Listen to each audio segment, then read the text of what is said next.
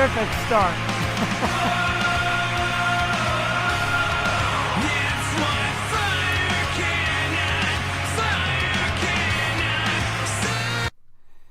Okay, I realized I had the music volume pretty much all the way down to low. Awesome.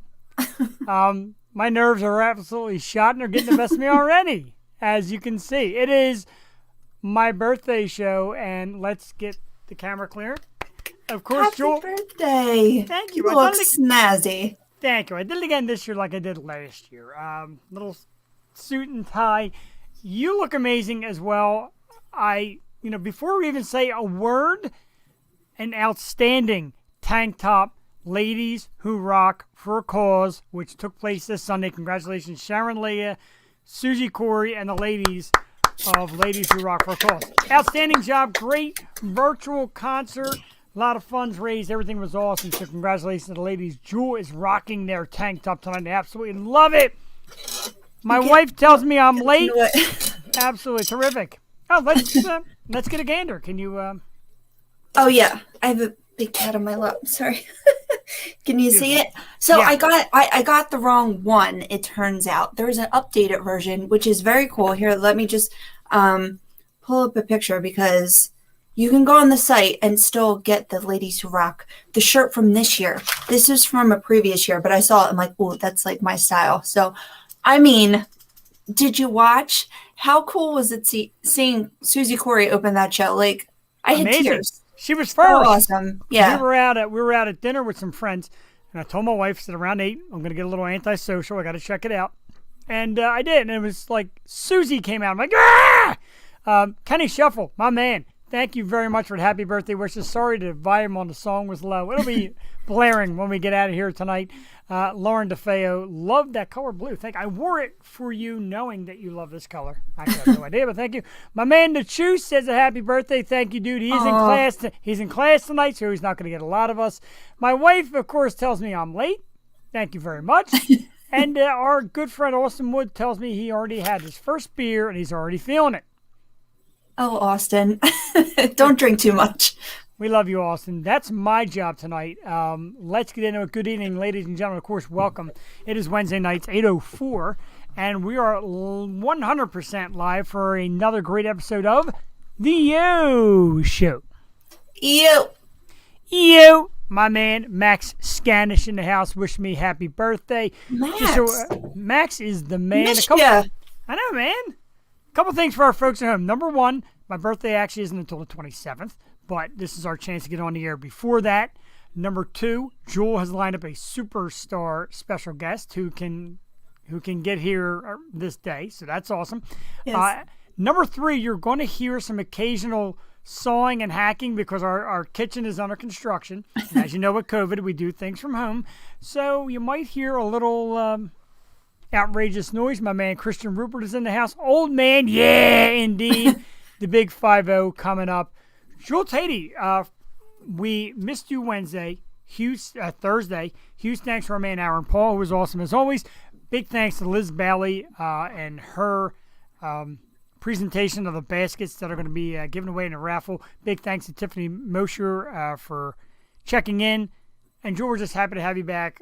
I just want to say, without getting too much involved, loads of love and care from the Yo Show family, and we are glad to have you back. Thank you so much. Yeah, it's been quite a week.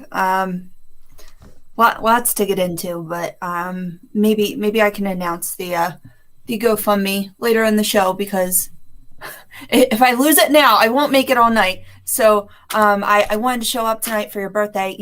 I did get this amazing guest and they're here and they confirmed. So yeah, just thank you so much, guys. Thank you, Jeff. Thanks to Tiffany, and thanks Liz and Aaron. I'm sorry I missed you. I love talking to you. We'll catch up soon. Thank you so much, guys. Absolutely. We are here for you. Thank you very much to Nicole Ivy for the early birthday wish. Of course, my girl Steph, happy early birthday. Love you much. A lot of people were asking for you, Joel. A lot of people care. We're happy to have you back. I want everybody to see what I got going on tonight because I had the colossal glass tonight of beer. It is actually bigger than my head, and it is filled, Joel, with a brand new recipe, not even released yet from the guys at Loso Brewing Company. www.losobrewingcompany.com. It is the Blonde Lime Tequila Ale. So it's something that we're toying with for around the Cinco de Mayo season. Wow. It's I would delicious. like that. I would like that. Now, is blonde because, Starbucks has a blonde roast and it's citrus. And I had no idea. I thought blonde was just like a lighter bean of coffee. But I didn't know it had that citrus kick until like pretty recently. So is that where the lime comes in? Well, for a beer, it's more or less a blonde is like a lightish, goldenish type color. The lime and the tequila are more or less a kind of a flavor stab. Some manufacturers make it into what's called a gauche. This is it's delicious. That's all I can tell you. I've got 2 backup cups of it here. I want to try one of those. I got a jigger full of Jack honey. So yeah, it's about to behave go down. Here, so I'm going to wish you happy birthday. Well, hello, Dan. Happy birthday. Thank you very much. Our little British correspondent, Miss Joey. A lovely British accent. She's been watching a lot of Peppa lately. I'm Peppa Pig. It would have been great last week with Aaron and his British accent. Yeah. We had a British man on last week, so that's funny. Are you a businessman or are you a birthday man? Are you a businessman or are you a birthday man? It is birthday. Birthday business is what it is. Business up here, birthday. No. No, I just mean by attire. The attire is a little less down there. So so Jewel does have an awesome guest. As you know, when Jewel's birthday came up, I lined up somebody that I knew she loved, and we let her have it. And it was awesome. My man Jeff is in the house. Jeff is another podcaster. He's a Pittsburgh man. We had it out last night on Talk Rave to me because he's a Penguins fan. Probably a Steelers fan. Maria's trying to line up the Jeff and Jeff show where we basically butt heads. I think it sounds great. Ooh. Jeff, thanks for tuning in. Also, greatly appreciate it, man. I'm all business. I don't know how I'm going to be in about a half hour from now. I promised Jewel I'd behave for whoever this guest is. No, you have to, but you have to behave, please. Okay.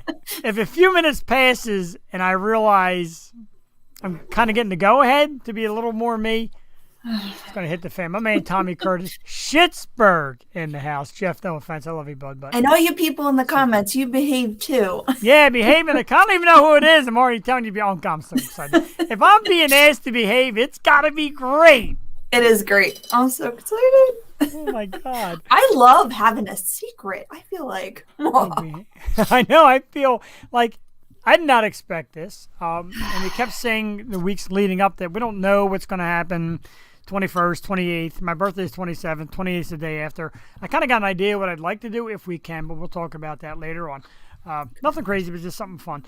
But let's do top 5 list, Jewel, and we kicked it around, and I like this. My girl Stacy in the house, telling everybody exactly how it is. Jeff does not know how to do I know, Stacy. I'm so nervous. Good stuff. Our top 5 list, Jewel. Yes. Let me find the banner. I'm already a little tipsy. I choked it. I choked real quick on a manwich, before we started. Yeah. Again, we need a producer. This is horrible. Anyway, top 5 list is, I can't even find the type in, so I'll just announce it. Top 5 of our all-time favorite surprises. Jules got a surprise for me tonight. I had a surprise for her birthday. Birthdays are just full of great surprises. Those are good surprises for the most part. Amazing. Yeah. Amazing. Surprises? And you can pretty much you can do whatever you want. It's your birthday. I give you permission. Oh my God. I looked down for a second. I'm like, my man, Mark Elton, thank you very much for happy birthday wishes. My girl Casey is in the house. Happy birthday wishes. Thank you very much, Casey. And if you notice the guy on the right, that's Tommy, who just said Schittsburg. They're hanging out together. Awesome to see. We're off to a rough start here for our guests. I'm sorry. So, top 5 surprises. And I'll hit it. And I'll start off with number 5. And for me, one of the greatest TV moments of all time, the show Newhart with Bob Newhart. It was set in Vermont. Newhart. Right, it was set in Vermont in the inn. And at the end of the show, the very last piece was a segment of him being back in the old show. Like it was all a dream. And it was amazing. And the crowd went wild. It was hilarious. Wow. Great surprise. How they actually made that whole thing out to be a dream, and he was actually back to where he was when he was a doctor. Ray, thank you very much, honey. Jen Himes, thank you. I love everybody so far. She says, hey, Jewel, as well. She missed you last week. Oh, thank you. Number 4, even though it was announced beforehand, still a very shocking moment that 2.5 Men decided to kill off Charlie Harper. Yeah, that was kind of a big deal. Dude, even though you knew it was coming, it was still shocking. And, you know, I still can't believe to this day they did that. I'm checking my audio to make sure that's not me. It is, because the echo cancellation is not on. Now it is. We'll see what that is. Okay. Now you're super loud. Number 3 was the announcement that Jay Leno would take over the Tonight Show from Johnny Carson over David Letterman. Did that happen? Yes, mind-blowing. Leno took the late night spot. Letterman got his own show. He moved to CBS. States. Oh. Number 2, the United States hockey team in 1980 beats the Russians and goes on to win a gold medal in hockey. That is absolutely unheard of back then. It was a bunch of college kids to go out and beat the mighty Russians. Absolutely incredible. And number 1, I'm not here if that's for me. Number 1, of course, one of the biggest upsets in the history of all sport, James Buster Douglas knocks out Mike Tyson. That is my top 5 list. That spanned a lot of things. It did a lot of time and positions and years and all that good stuff. Honestly, like I had no idea with shows and stuff. And I know there's so many great sports ones, but I just went with top 5 surprises of our show. Oh, okay. I like that. You like that? You always put a nice little twist on it. Well, I didn't know what to do. Okay. Number 5. Dr. Dre of Yo MTV Raps, like bum rushing our episode with Aaron Paul. I mean, that was one of the coolest nights. That's why I was like, oh my God, this is like really exciting. And to talk with him, like a legend in the hip hop community, like it was just mind blowing for me. So that was a big surprise. Number 4, I want to say the Bucks County food drive that we had last year. Tiffany! Yeah. Bucks County food drive. There was like a multitude of surprises. Like surprise people popped on and surprise song. Oh my God. Racing in John Denver and Joey and them in the parking lot. Like it was just so many great things and every time like we would get tired, we went live for 18 hours. Every time we would get tired, another person would pop on and we were doing a good deed. And it was so much fun to like give back and be in that all day. So it was just a day full of surprises. Number 3, St. Ricketts, Aunt Mary Pat, bum rushing Sweeney's. Yes. How was that? They were surprising nights, and that's when we really kicked it off last year. So it just has grown, and it's been great. But yeah, taking over Sweeney's was a lot of fun. Hopefully we'll get back there. Number 2, my birthday in January. That was like the best ever. I had the best birthday because Jeff got Jamie Kennedy by I have no idea, because I have been trying to get Jamie Kennedy forever. And that was just one of the best surprises ever in my life. So thank you so much. A massive, massive thank you again to the beautiful Alyssa Mai, part of Jamie's team, for making that happen. And happy birthday, Alyssa. She just had her 30th. Yeah, she did. Happy birthday, Alyssa. 30. She's so cute. She looks like she's about 21. 30. That's amazing. She's adorable. And she made it happen as well. So amazing surprise. And number 1, I'm not selfish. I think it has to be tonight. This is going to be, I think, a little culmination of where we are today. And I'm excited to give it back to you. So I hope you have a great birthday. I hope this is a great episode. I know it will be if everything goes smoothly. So yeah, happy birthday and let's have fun. Wow, that big! I am like quaking in Oh, my it's boots. big. Is it big? I'm all dressed up and all. I'm You very should be. excited. I'm glad you're dressed up. Thank you, Nancy. Big boy. Ooh. Shh, not everybody knows. I'm not allowed to share it with our guest either. Kirk, thank you very much. Kirk Anastasia in the house. Tiffany, of course, thank you very much. With pizza and cake and burgers and fries. Oh, like we always do it. So let's go over that top 5 list again for everybody out there. My number 5, The Newhart Show, and that surprising was all a dream. Number 4, Charlie Harper killed off on 2.5 Men. Number 3, Jay Leno is announced the successor to Johnny Carson on Tonight Show over David Letterman. Number 2, the U.S. beats the Russians in 1980 in Olympic hockey and goes on to win the gold medal. Number 1, Buster Douglas knocks out Mike Tyson, one of the biggest upsets in sports history, if not the biggest. Jewel, show-oriented, awesome. We were joined by Dr. Dre of Yo MTV Raps.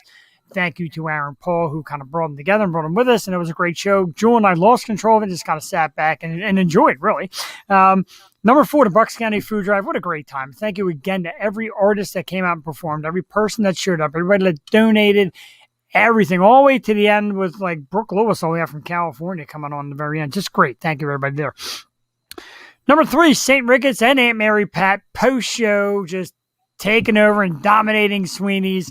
Great stuff there. We love it. Number 2, Jewel picked her birthday over mine. So Jamie Kennedy's surprise appearance on the Yo Show for Jewel's birthday. And number 1 is tonight, which we're about 10 minutes away, and I'm so nervous. I'm trying to put up something to block the screen because I don't want to see the person when they get on.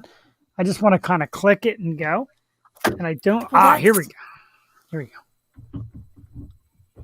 I know. How are we going to work this? I got it. I can't really see the show real quick, but I cannot see the person. So around 8:30, I could peek and see just the slightest bit of window pop up and not see who it is because I want everybody to get this the same time I get it. Oh my God, I can't take it. Should I tell her to hide her face? Oh! I might be hiding my face. Jewel, I should have I should have got the video of Jewel's reaction when Jamie came on and played that back. It was so great. I cried. I cried. I'm not ashamed to admit it. Fanning yourself and let's say a big hello to my favorite sister-in-law on earth, Miss Shannon Rosales in the house. Hello, Shannon. Thank you for tuning in to my pre-birthday party. I don't know what the weekend has in store for my birthday, but I hope to see you and your husband. You guys are awesome. It was great seeing you this last weekend. And thanks for tuning in. Special guest coming up soon. You're going to actually see Mr. Big Mouth, humbled and shy and maybe a little bit quiet. Wow. I'm nervous just thinking about it. Boy. We got so much going on. I got a text from my wife, and it said, "Did you eat?" If you're listening out there, just the beauty of it, she texted here, and if she's watching, she'll know I had a Sloppy Joe from last night, a little leftover Sloppy Joe sandwich. And I kind of scuffed down with the quickness, but I'm currently fed, which I'll need to be by the time I'm done consuming all these booze. All right, here's the thing. Because I want to give you a little I had 3 prep. sister-in-laws. I'm in trouble. You're right. Beth, if you're out there, I love you. And Brianna, I love you. And Jackie, I love you. I love you all. But Shannon popped up, and Shannon was there first, so I have to say that. Anyway, go right ahead. Jewel, you were saying before I cut you off. I'm really nervous, but I'm trying to Hi, Mindy. send you Sorry. prep, but you can't look at it. Can I send you an email and you not be able to read it? I'm sorry, what? Can I like send you an email and you not read it? Or will you see it right away? No. You can send it, and I won't read it. Don't look at your Gmail? No, put it to my Yahoo Mail. The reason why is I have the show on my Yahoo Mail on my laptop, and I do the actual performance on the bigger. All right, what's your Yahoo? So the world knows. Sweet Jesus Christ. Send all your complaints, compliments, and booby I got pictures. I got it. And your boob It's in my pictures. contacts. Jesus Christ. Talk about hang me out the dry. Stop it. Stop. See? What? You're going to get yourself a joke. I didn't do nothing. That was a hint. Okay. I'm going to send it to your Yahoo. I'm a Yahoo. Don't look. Hmm. I'm going to watch you. Don't look. Don't look. Hands in the air. All right. What time is it? Oh, Jeff's got my email address. Playboy69. Yeah, that's it. Boom! Oh, we are doing Man Cave scores today because I got some wall additions that I landed today. Very exciting. Very cool. exciting. Stacy is I had yelling at me to behave. You know, between my wife, Stacy, Jewel, I got all these Italian women screaming at me. I feel like my mother's back. God rest her soul. Behave! I can hear her voice rattling in my head. Look at this, the wooden spoon. I have. Yeah, the wooden spoon. That's definitely coming. All right, please don't look at your Yahoo if I send it right now. Because I want you to be prepared, but like I don't want to spoil the surprise. That's happening in 7 minutes. I've got the show synopsis here. And once this person comes on, I'm probably going to throw all caution to the wind and chuck the questions at him because I'm going to be so nervous and rattled. But send them, and I will not look. I want to be surprised so bad. Okay. Because I want it to be natural. I trust you. Even today, like I was out with my buddy Christian, and I was naming potential people, and he's like, "Dude, just stop naming." I do have the Stone Cold Pop. I got the 7-Eleven Stone Cold Pop. It is I could pull it out without destroying the whole pile too. Hold steady.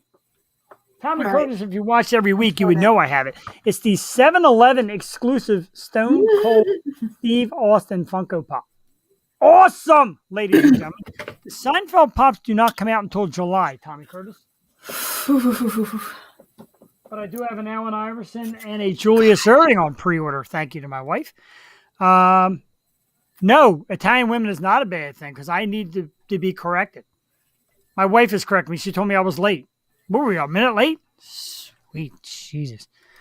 Oh, hell yeah. A little Stone Cold. Stop it, Jeff. Stop what am I doing?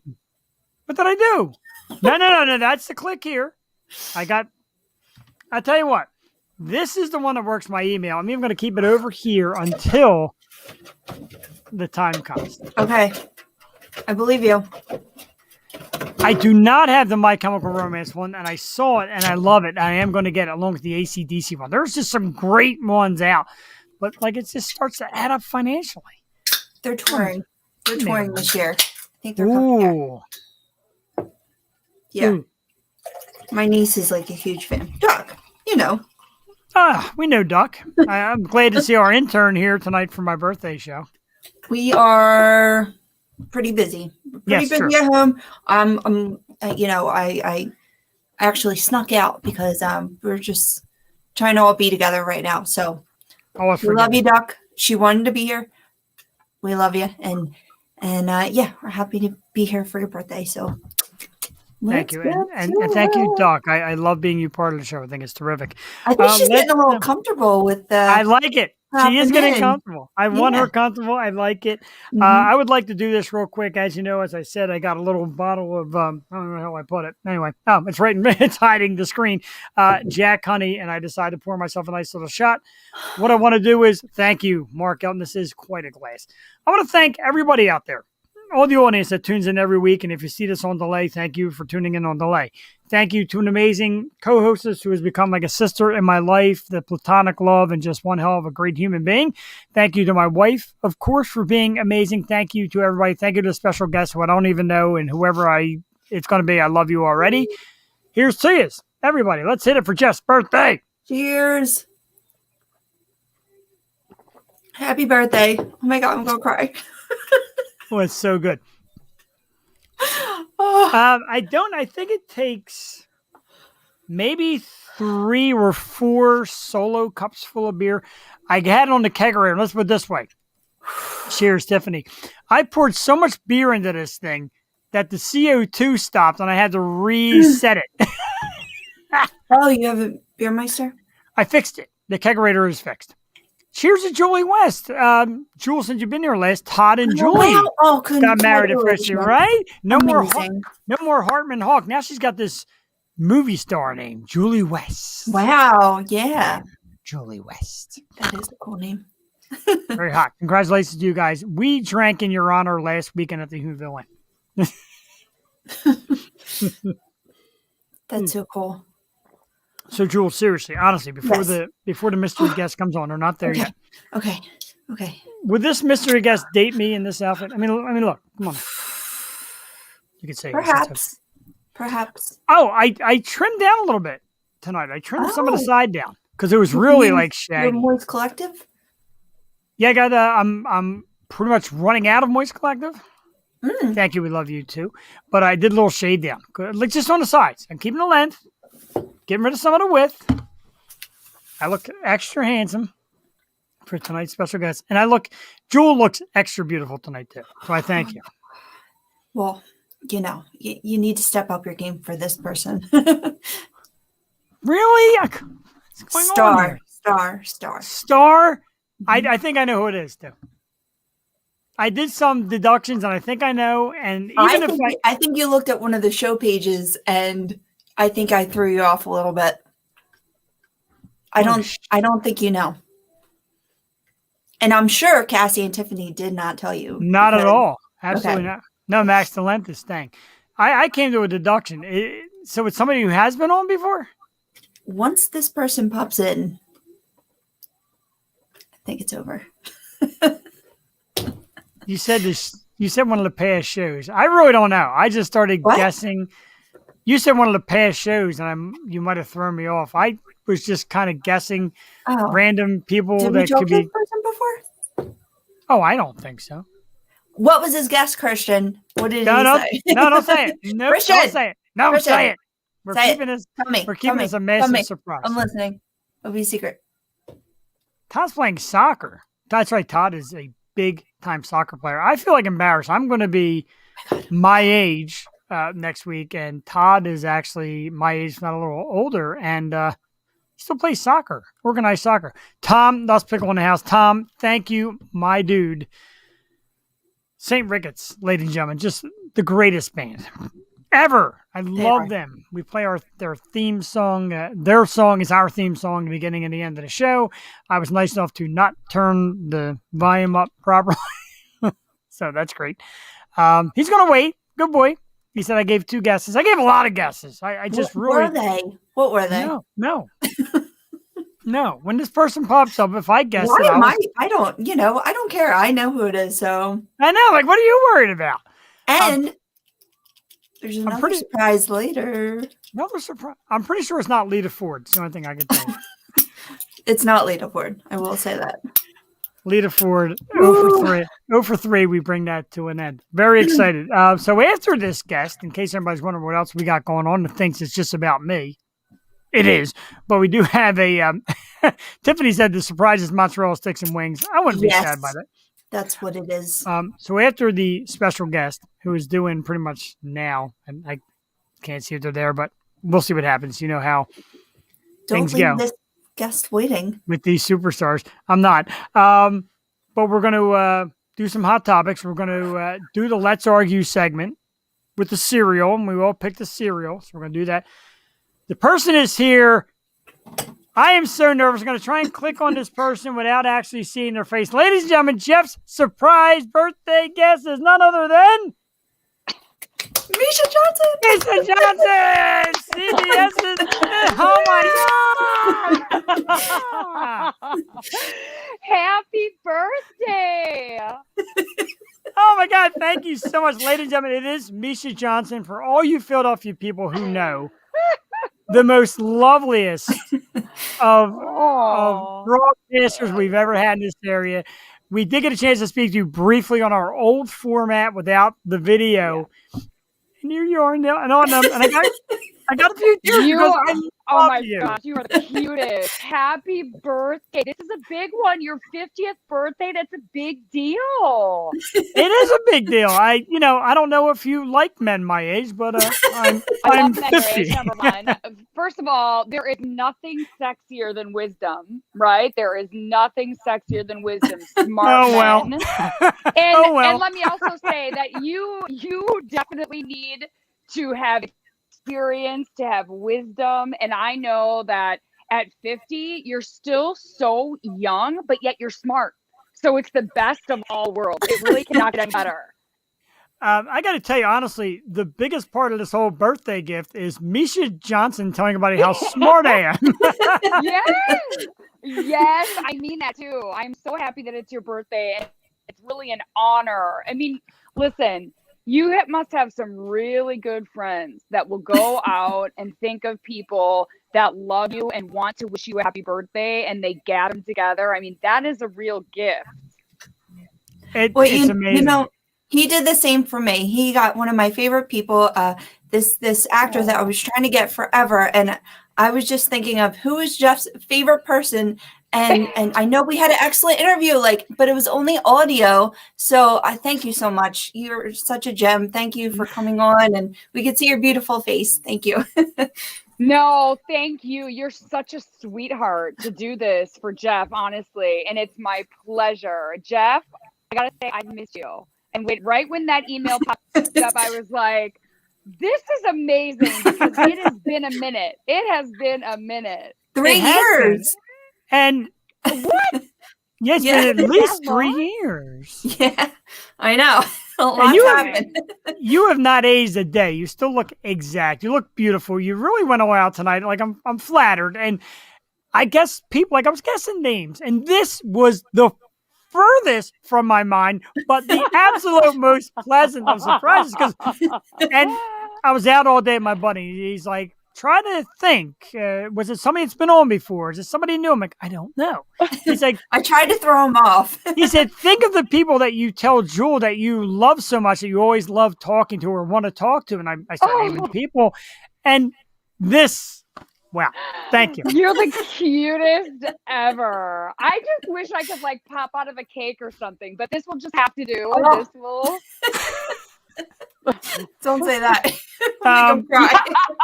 If you got an email handy, I'll send you my email address and we can roll that cake.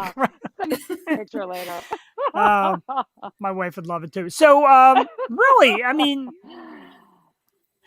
now that I've composed, I'm still bright red in the face, but what have you been up to? What is going on? We miss you here in Philly. You were always everybody's favorite here. What's going on in your world? Well, I miss you guys too. I've said this in every interview ever since I first moved to Philadelphia, that Philly was my spiritual home. It was the only reason I was brought to Philadelphia. I was not looking for that move. It kind of came to me after a 21-day fasting prayer, and Philly was the answer. So I knew right away that I was going to love Philly. And I don't even mean just the city, although I was going to love the city too, but I knew I was going to love the people. And I could not have been more right. Everyone always asks me, so how was it in Philly? You know, oh, those Eagles fans and whatever. And of course, they're always going to say that. And I've always said the same thing. You guys are seriously the heart and soul of this country. Philly has the most down-to-earth and lovable people. Thick exterior, right? You have to kind of get in past a thick exterior. Once you're in. They become immediately your family, and you don't get that everywhere. You can go to a city and still like the people and even love the people, but it doesn't have that same kind of family feel to it, where Philadelphia just wraps their arms around you and they'll do anything for you, anything that they can do to help. I mean, I'll never forget when I first started at CBS and they were going to, I moved, and then 2 days later I was going to go live on air doing traffic. I didn't know one road. I had never driven off the road. And they're hard roads. Yes. Oh my gosh. Yes. So I knew that if I even tried to act like I knew what I was doing, it was going to be a dismal failure. So I knew that I just had to go, hey guys, you know that I don't know these roads. So listen, I'm just going to love on you and you help me, and we'll kind of get through this together, and I'll learn your roads, and I'll get you to work on time. And the minute I said that on the first day, I just remember I got an outpouring of emails going, listen, it doesn't matter how much you screw up. We're going to tell you every road. We're going to tell you how to pronounce it. The minute they knew that I was open to just learning with them and loving them, everyone just brought me right into their living room and said, we got you. And it was I loved it, and I love them, and I love you guys ever since. Oh man, and you're truly loved in this city, and you've become a Philadelphian in your own right. Two things. So I just saw a thing where you were sitting down with Victoria Woodall, and I went to high school with her. It's so funny how stuff comes back around. But yeah, I went to school with her for 1 year, but I knew she was a star. She used to like sing and dance in front of the classroom. So it's so great that I Sweetheart. know she's a great girl. Yeah. Yep, she sure is. Biggest sweetheart. There's another one where when you know someone and you know that they are the best human being, you go, yeah, typical Philly. Yeah. Everyone is so awesome. I mean, really, and she was one of my dearest at CBS, and I really miss her. That's Yeah, awesome. And no, she is. And oh, and another thing, I saw that you did coverage on the Super Bowl while you were in Minneapolis. How Oh was that? How yeah. was the win? Woo! Okay. Well, so I come from two sides. Like the win was amazing because I was working in the city of Philly.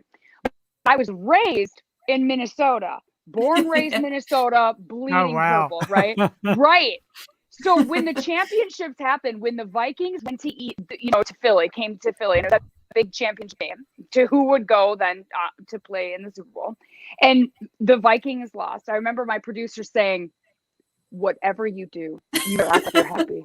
And the thing is I was genuinely happy because I knew the Eagles. I had been interviewing them. You know, I used to do the Eagles Sundays every weekend when they were in home and the tailgate stuff. So I knew the coaches, the players. I knew them, and I really, really loved them too. Surprise!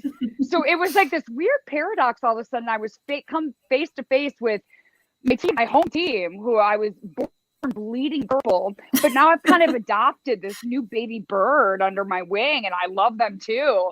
So it was this crazy thing of bummed that the Vikings lost, and they lost in such a crappy way that they deserve to lose. Because if you're going to play like that, you just kind of deserve it. Yeah. But you know Yeah, what they I had that mean? Like, coming. I mean, hello. So it was kind of like, whatever. I'm just done with you, Vikings. You've broken my heart so many times. I don't care. So then I wrapped my arms around the Eagles win, and so then when I came back to my hometown, it was crazy because everyone I know and have been around lived here, including some of the team and all that kind of stuff. So it was weird being there dressed, I mean, dripping in green spirit. And everyone around me is like, loser, fake, faker. So anyways, it was the odds, like what are the odds? Again, I told you that Philly's like my spiritual home. I got to Philly off of a 21-day fasting prayer. So then you go, what are the odds that it comes down to kind of Minnesota and the Eagles? I'm from Minnesota. And then it's also Eagles then are going to Minneapolis, my hometown, to play in the Super Bowl. I go back to my hometown to report at it. The timing of that is, and it just, you know what, it all harkens back to there are no accidents in life. These things are not coincidences. They're so meant to be. So that's a long-winded way of saying that it was amazing. I mean, no one likes to be like, boo, loser. But it was super fun. It was super cool. It's very cool. That's an amazing experience. Everybody wishes they could have once.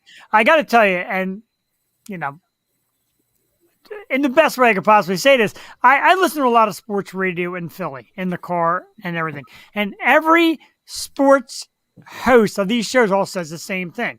If I could dated one girl in the city, it would have been that Misha Johnson. Misha Johnson. Misha. I'm like, relax, fellas. Like, geez, every show, you're like a celebrity on every show. It's just sounds. Even to this day, people still mention the time that Misha was in Philly. Where's Misha? Wow. She's right here. She's on our program. This is how you do it, Philly.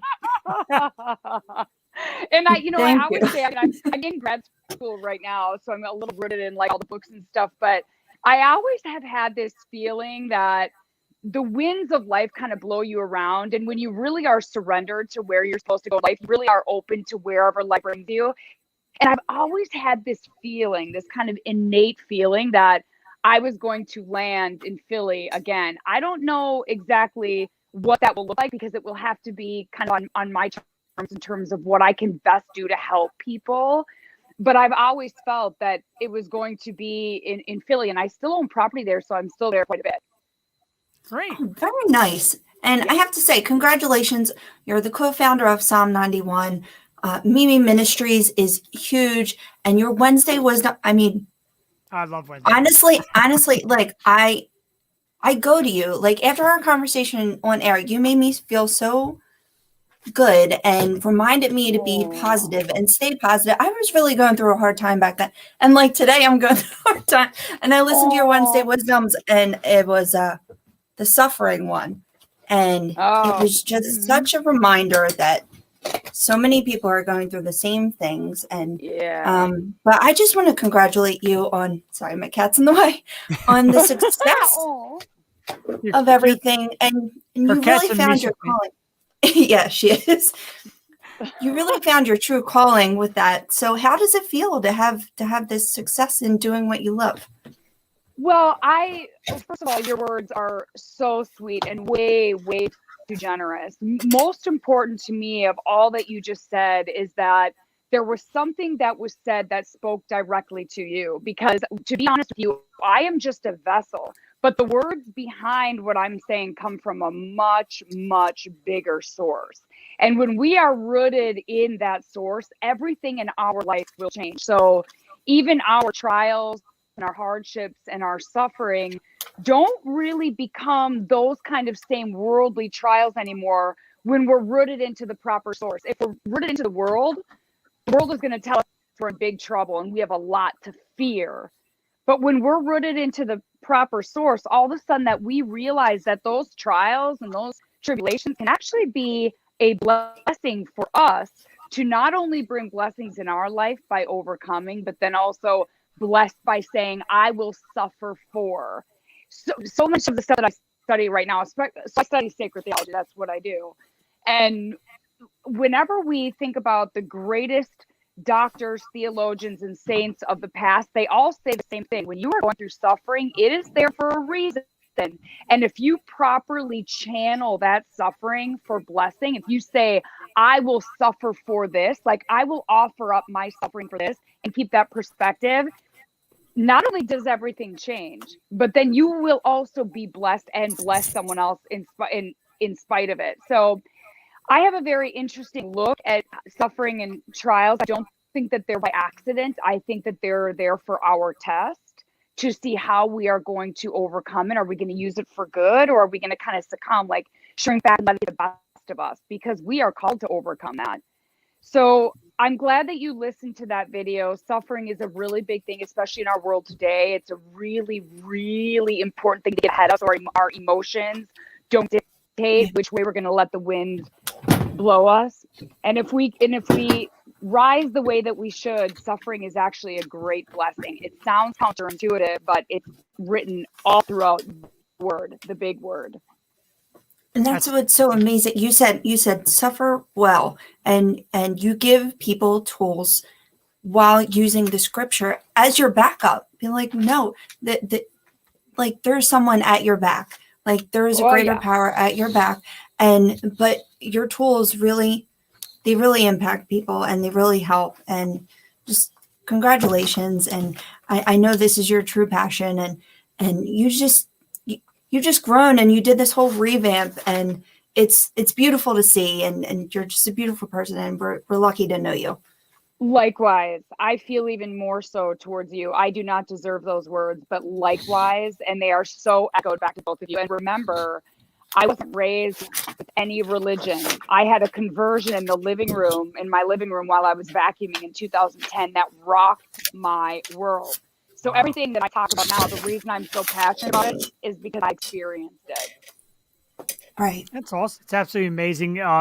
But everything in it, every vibe that comes off you is always positive and upbeat. I have never once watched you on TV or watched your videos, seen you on LinkedIn or Facebook, anything, and I haven't just felt moved. And yes, you're beautiful, and that definitely helps. It radiates, but just your message is always so positive, and I absolutely love that. Thank you, Andrew. So deep down in the heart of the real Misha, are you still drinking 7 cups of coffee a day? Or? I'm so embarrassed to admit it. Yes. I love coffee. Don't be embarrassed. Oh my God, no. Yes, no. I mean, look at this nonsense, this gigantic beer. Like you get your fixes and things lift you up. I always say once school is in my past, which I can see the light between the trees now. I'm getting very, very close. As soon as that's done, I always say that in combination with really going out and doing stuff with ministry, which I want to do when my days are finally available, I also want to open up a coffee chain that is really rooted in, you said it, positivity and motivation. Because, when I lived in Sweden for so many years, and I tasted some of the strongest and the best coffee. And I keep saying, I got to import some of that Swedish coffee, that bean, to the United States. So that's on the docket, my friend. Ooh. You'll be the first. You two will be the first in the doors, and you have all the coffee you want. I need that. I love strong coffee. Strong coffee. Amen. If you ever, Starbucks. If you ever find yourself back in the Philly area, me and a couple partners are starting a beer brewery, and we'd love maybe just taking a crack on our small system, maybe brewing some coffee together. Yes. Oh my gosh. I would love that. Absolutely. Yeah, I certainly. would love it too. We would love that. Like we're going to obviously have a big 15 barrel system, but we still have our little recipe 1 barrel system, and maybe fire up some Misha Johnson coffee and have you sit there and have the crowds just come in and welcome you back. We want you back in town. We love you. We really do. I'll be back, my friend. And yes, let's do that. Let's actually do that, because I go there. I mean, at least 3 times a year because of, the property out there. So honestly, yes, next time in town, I'm hitting you up, and we're going to do a little beer, and we're going to do a little coffee tasting and see where that all brings us. Because that's going to happen. I have to do that. Absolutely. And I'll behave. I had my wife, Jewel, and a lot of the females in my life, they behave tonight, mister. And yes, good. I was nervous. Normally my tongue rolls, but I told Joyce, I'm probably going to see what it is. I might get a little rowdy. And then I see it's Misha, and it's nothing but love and respect for Misha, because I adore you. Like, it's just never would do anything to disrespect you. You're so cute. I mean, honestly, you are so cute. Where is that damn birthday cake? That big damn birthday cake. I know, right? Oh, year. boy. Yes. Don't worry. I'll be fully, obviously I'll be respectful, but I got to do something a little bit more, exciting next year. Yeah. We got this. Sister, we got this. We got this. Yes. You being here means the world to me. And like I said to Jewel, I got Jamie Kennedy to come on for Jewel, and she's fanning herself and crying in excitement. And then I'm going to do the same thing to you. And even up to the minute before you got here, I'm like, really in my head, I'm like, it's not going to faze me. And then also I'm like, oh my God. It is so cute. But I think what surprises me the most is when I thought, wait, has it really been 3 years? Yes. I mean, that's insane, you guys, that 3 years can go that fast. And it really puts life in perspective too. It makes you really realize that every single day is such a gift. There's that old saying that says the days are long, but the years are short. And it's so true. The days feel very long, the kind of the grind, the work, the this, we catch ourselves kind of bemoaning and groaning about that. But then we look and we go, where 3 years go? And then where did a decade go? Where did 20 years go? We can all know where we were, but isn't it weird? Right? Oh, man, it's very weird. And the reminder that this is just such a gift, Jeff. I mean, it's your 50th birthday. What a gift! And I'm so honored. I'm honored to celebrate with you guys. I'm honored to have you. This is terrific. It really is. And I just want to tell people, because obviously when you sit here in front of us and we all look at each other now through the magic of this video like we have, we're going to say you're terrific. Oh, you're great. This anything. But I want everybody to know how amazing Misha is. When you worked at the local station, I reached out to you and you said, honestly, due to contracts, I can't do any show. I hope you understand. Mm-hmm. And I did. And it was terrific just to have you respond. The second I heard that you were no longer on the station, I messaged you right away. I'm like, how about coming on our show? I know. I love it, but I love that spirit in you. It's so cute. And you know what else I really appreciate about you guys is that that all I do is study faith, and I speak about faith. It's the most important work that I can ever do. There's so much need and healing that needs to be done in human spirits right now. But you guys have always allowed me to share that part of me. I have never, ever, anytime I've ever spoken to you guys, ever felt like sometimes when I do interviews, I have to kind of settle that part down, and you have to almost like hide the biggest part of your passion and your soul and what you feel most, definitive about. And you guys have never made me feel like I realize that everyone has their own journey, right? Everyone's really on their own walk and their own journey. But so sometimes I do have to be very mindful of that. But you guys have always just been like, dude, just bring it on. Just be yourself, be who you are. And in the climate that we live in now, knowing that you guys are like that, I cannot tell you how powerful that is, that your media, you are allowing voices in that faith to emulate out of people. Because I'll tell you right now, it's very much suppressed. My entire Twitter was suspended over conversations like this. So I'm just here to tell you, I'm a product of it. I know how closed in it's becoming right now when people talk about faith, and you guys have always just been super open, like bring it. And I really love that and admire that. And there's also a big gift waiting for you because of that upstairs. Wow, thank you. I don't want to keep dominating the conversation, Joel. I'm sorry, but just every time go for it. And the thing about me is, and a lot of people are like, you get gorgeous women on your show as guests, you get handsome men on your show as guests, but it's because we want the message. Like, it's more than just saying, hey, Misha Johnson's on our show. You're here for your message. We always respect everybody's message and what they come on to talk about and what they do. And if I wasn't going to respect what you did, I'm find it hard to believe it. I probably wouldn't invite you on. Like, I want you on to hear what you're doing and hear what you're all about. Amen. It's amazing, so we want to hear it. I know, right? Exactly. Well, I just want to make something very clear, though, that today, Jeff, it had nothing to. If Jewel would have said, "Hey, you can't speak about anything," that would have been okay too. I would have loved still to come on to love on you and wish you happy birthday. So it's not even about my message at all. It just happens to come out in conversation as people are like talking. But it really, I mean, this really, Jeff, honestly, the minute she said it's your birthday, that it was your birthday, I was like, I am there. I am so there. So, but it just so happens that we end up talking about this stuff all the time because it just happens to be what I'm immersed in and day out.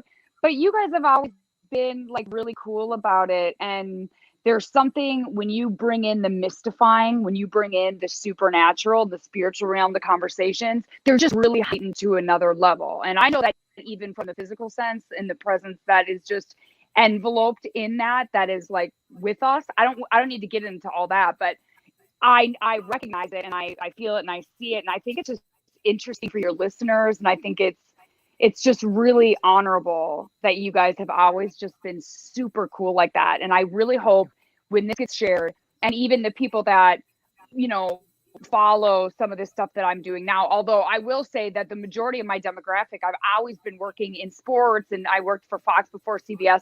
It's always been, this, let's just say, not a faith-filled crowd, right? They don't want to hear me talk about the Bible. Right. They want to hear me talk about like sexy stuff and like sports. And I love all that too. So that's all good too. But what's cool is that you can have all that and then also have the final end, the biggest thing. That is the biggest thing of our lives and our final end, because let's face it, eternity is a really, really long time. So it's a huge thing. So when I first started to transition, I knew I was since 2010. I knew that would happen eventually at the right time. A lot of people started going like, oh, I don't know. I want those like sexy selfies and stuff. And I get all that too. But I also knew that this had to happen, that this was far more important than a sexy selfie.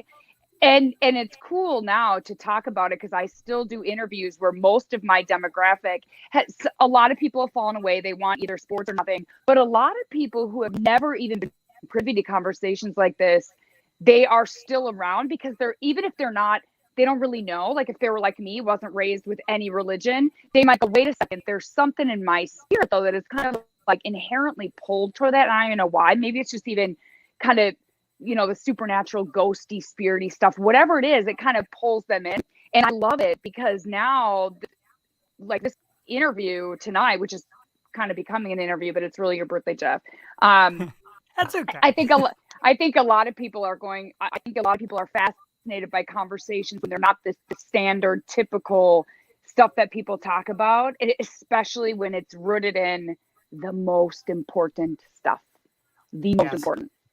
And I just want, before Jewel goes, because I know Jewel's got questions on her mind. Before she said, I want everybody to know out there that our first interview with Misha was just audio, no video. So it wasn't just getting to check her out the whole time. We actually wanted to hear what was on her mind. Yes, that is what happened. Smart, Jeff. I love how you did that. I love it. I love what you did there. No, my question was though. I'm sorry, I'm asking you so many questions. I need my Misha time. I know. Yes, and sister, I'm always here for you, on air, off air. You just know I am always here for you. I know you Jeff, are, you and too, it means but I gotta talk the to my world. sister for Seriously. I go, sure. And next year when we're all at our house for my other surprise party, she's going to be the one rolling in this giant cake. As soon as the giant cake comes in, Jules going to be like, there's Misha. I'll be right back. Jewel, go ahead, honey. What were you going to say? Oh, it wasn't really personal. I was just wondering, because, well, I guess it is a little personal, but through like the pandemic and everything, I found myself just looking for more answers. Do you feel like a lot of people have gravitated to you and your channel and your messages more so in the pandemic while they have the time to like really self-reflect? Very, very good question. So yes, in terms of more people are reaching out to me privately seeking healing, whatever that healing might look like in their life. On the channel, not so much, because I haven't been on the YouTube channel doing new videos in quite some time. I put one up about fasting because everyone knows that fasting was a really big thing. And I'm not talking about dieting, you guys. I'm talking about a spiritual fast where you need your prayers supercharged. Okay. But at the heels of that fast is when I was really physically moved out of my element in order to be taken deeper.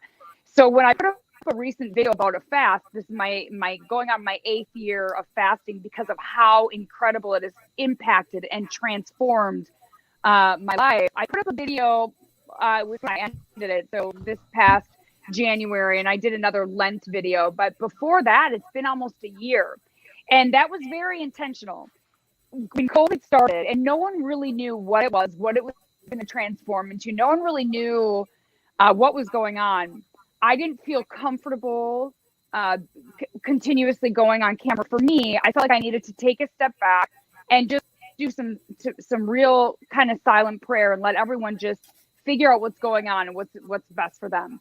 Then as time went on, I got really, really busy in pushing through with this master's program, which I can tell you right now is no joke. I knew sacred theology was going to be tough. I was not expecting how difficult it was going to be. Nevertheless, I got really busy with school.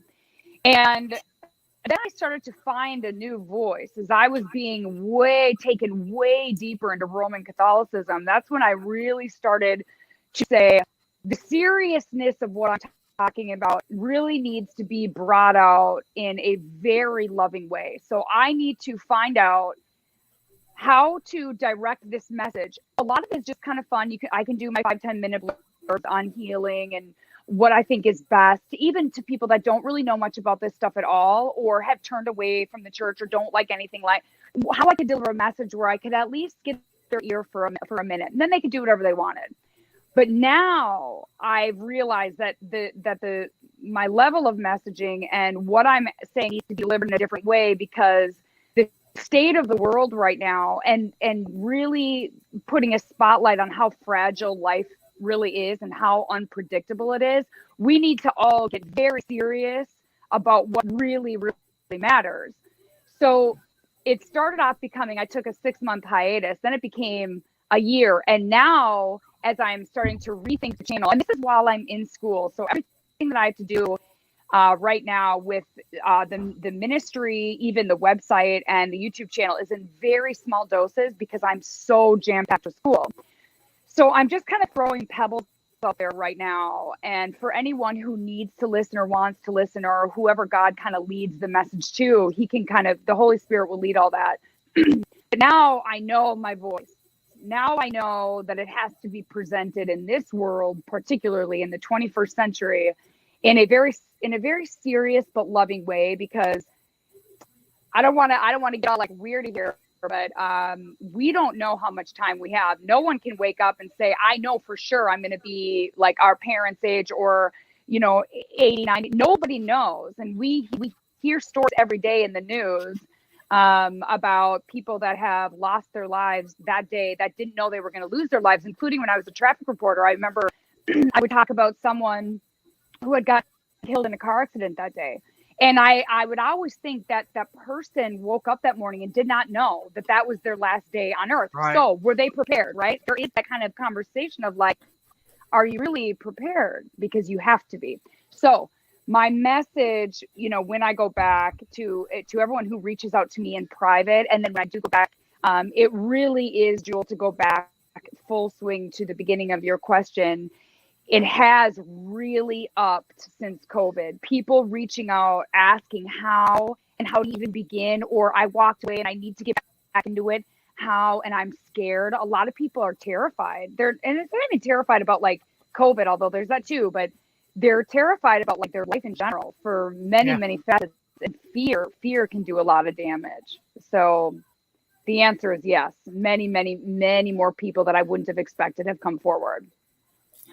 And how have you been through that all? Like, have you, we talked to so many people this year, and, the messages have been mixed. Like, a lot of people got down in the dumps. A lot of people got creative. How did you handle being locked down and everything? Well, the lockdown stinks because we are created for communion. We are created for community, to interact with other human beings. So when our soul is shut down from that, our emotions can start to kind of play in our lives. And if we're not ahead of that, if we don't know how to compartmentalize our emotions from real life and where we're supposed to go, and what's the word for that is hope. When we lose hope and start to exchange hope for emotions, we get ourselves into trouble. I have been so rooted in the Word of God for so long that thankfully by the time a crisis came, I felt very strong. However, I was worried. I wasn't so much worried about me, right? I'm not worried about the final end. I'm not worried about being sick. I'm not worried about when God calls me home. I'm not worried about any of that. For me, what I was most worried about is the people around me who were maybe a little bit more fragile and emotionally taking it hard. Because I know that we all are called to meet people right where they are. And that fear in people is very real. And it's very, very hard on them. So what do we do as brothers and sisters in our communities? We do everything we can. Well, we're locked away from them. And we cannot, and we're told we have to be very scared of being even anywhere around them, our families, friends. It takes a toll in a different way. So we always have to be very faithfully and psychologically strengthened. I always say, just like we have to build up our muscles in the gym, we have to be building those faith muscles for times like this. And by the way, this isn't the end of it. This isn't going to be the end of it. It's going to be this, or it's going to be something else. So either way, we're going to handle it with grace. We can be filled with hope in the midst of trials, so long as we're already strengthened, right? It's too late. All of a sudden you go, I got to put on summer shorts and I haven't worked out in 5 years. Too late. Got to put the summer shorts on, right? It's the same thing with spiritual muscles. We have to be already strengthened so that when crisis comes, we are already prepared here and here. Terrific. I tell you, it always uplifts me. You speak a very important message, but with this giant smile, like, hey, look, this is what I believe in. And that's great because you have total confidence in it. We love hearing it. We love hearing it delivered by you because you really know how to deliver it. I guess the time spent in news anchoring and all that has really made you great at speaking. And it's fantastic. You get on your videos with confidence. There's no skip. There's no misbeat. It's just right on the perfect delivery. What's next for Misha Johnson with the rest of 2021 in the future? What else you got going on? Anything new you can hit us with, where we can find you, where I can find you? So I don't know if you guys know this, but Jeff, you can find me, okay? You can find me. So I don't know if you guys knew this. Good night, everybody. Yeah. So I don't know if you guys know this, but while as I was wrapping up my contract at CBS, when I knew that I was being called to go back to school and get into this, I was writing a script about a mother that was homesick for her daughters, which was me, because I have 2 daughters. I think you guys knew that, but anyways. So a mother who was homesick for her daughters, who had to take a train to try to get back to them, and she found love on the train. Well, I wrote this at the CBS Traffic Center, and it ended up winning an award in Chicago, and then I ended up selling it to Hallmark. So now it's becoming a movie. Now it got pushed back because of it got pushed back because of COVID, but they're going to be shooting it. So I'll let you guys know the details later. They're going to be filming it in Canada. Nevertheless, so this put me on kind of a screenwriting path. So all the stuff that I'm learning now is going to be manifested and produced in film. It'll somehow, because my whole background is film, commercial, and theater. So because of that, it'll all be pushed in and kind of packaged in that way, but with a very, very serious tone. It's not, it's not going to be anything that I do in the future, whether it be public speaking. Of course, there will be that, because that's just kind of like, what I do.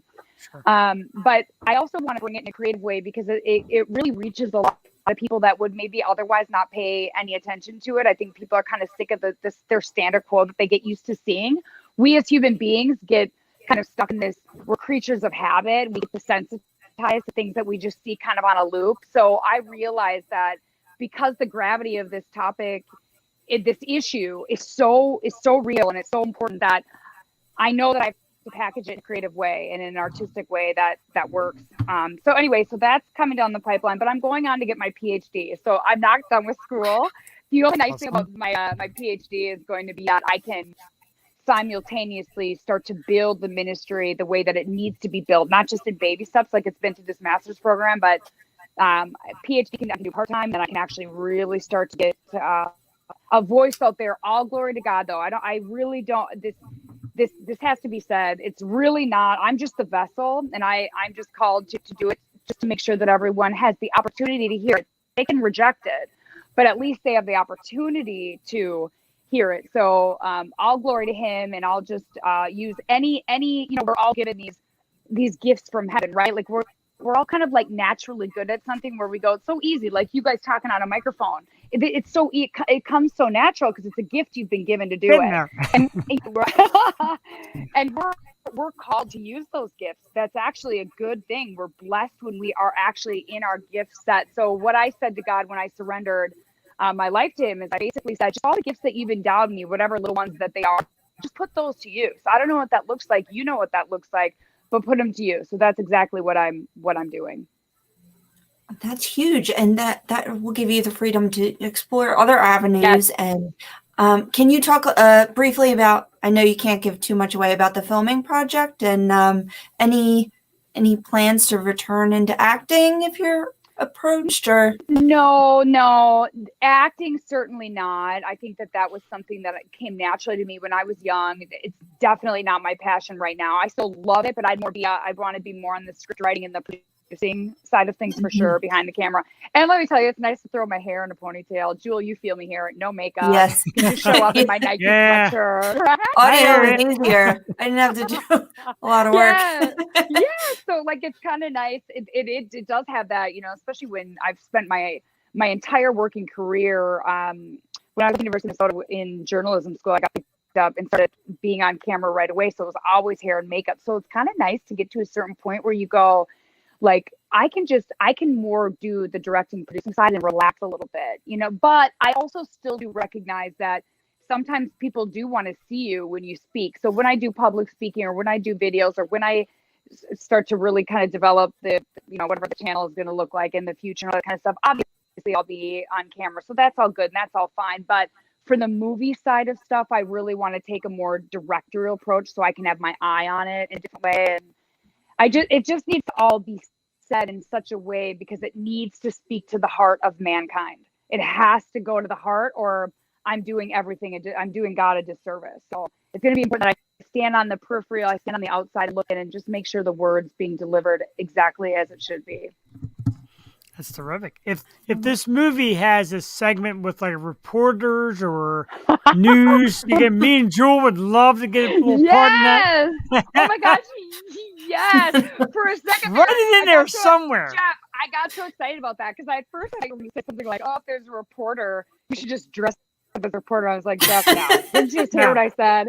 But I got so excited when you were like, "Me and Jewel," and I was like, "Yes!" I mean, absolutely. And then, by the way, this is the kind of stuff that I so look forward to when I can get out of school and like start doing this stuff because you really can pull in the people you love and care about. And you can pull them into projects that maybe they wouldn't have done otherwise, that they would think they're super fun. So you got it. You got it. That is excellent. There you I go. want to I want to shoot a name at you. I want to shoot a name at you real quickly in the comments. It's a woman by the name of Sharon Leah. I don't know if you can see that down there. She's Philadelphia based. She runs a yearly project called Ladies Who Rock for a Cause. And it's always a great charity thing. And she wanted your information to reach out in the future, maybe just get you to speak at one of them, etc.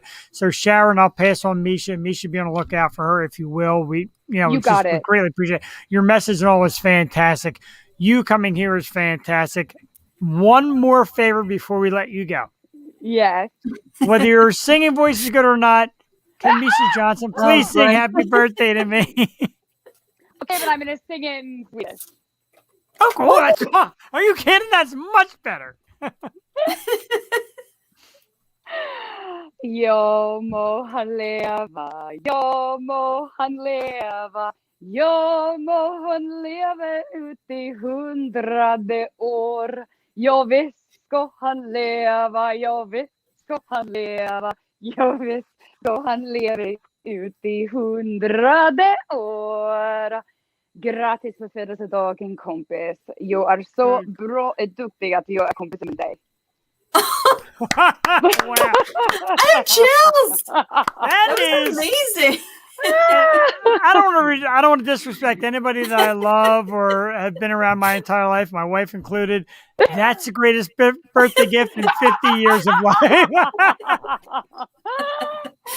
Happy birthday, sweetheart. I am so honored that I could be here and celebrate with you and Jewel. And she's really an angel sitting next to you. I mean, she is a real angel to put this together for you. And I'm honored that I could be the recipient of the blessing. So happy 50th birthday.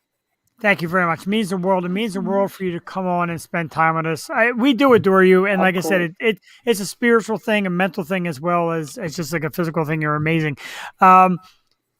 There's some stuff down below, Psalm91.com. Misha Johnson is on Instagram and Facebook and LinkedIn. She's always sharing great messages, great words, and some happy stuff to just keep you positive. A tremendous thank you to you, Jewel, for bringing one of my favorite people to me, Misha Johnson, for being here for my birthday. And we would like to invite you back soon. When this project gets rolling and the movie thing shoots, love to have you back and talk about it real soon.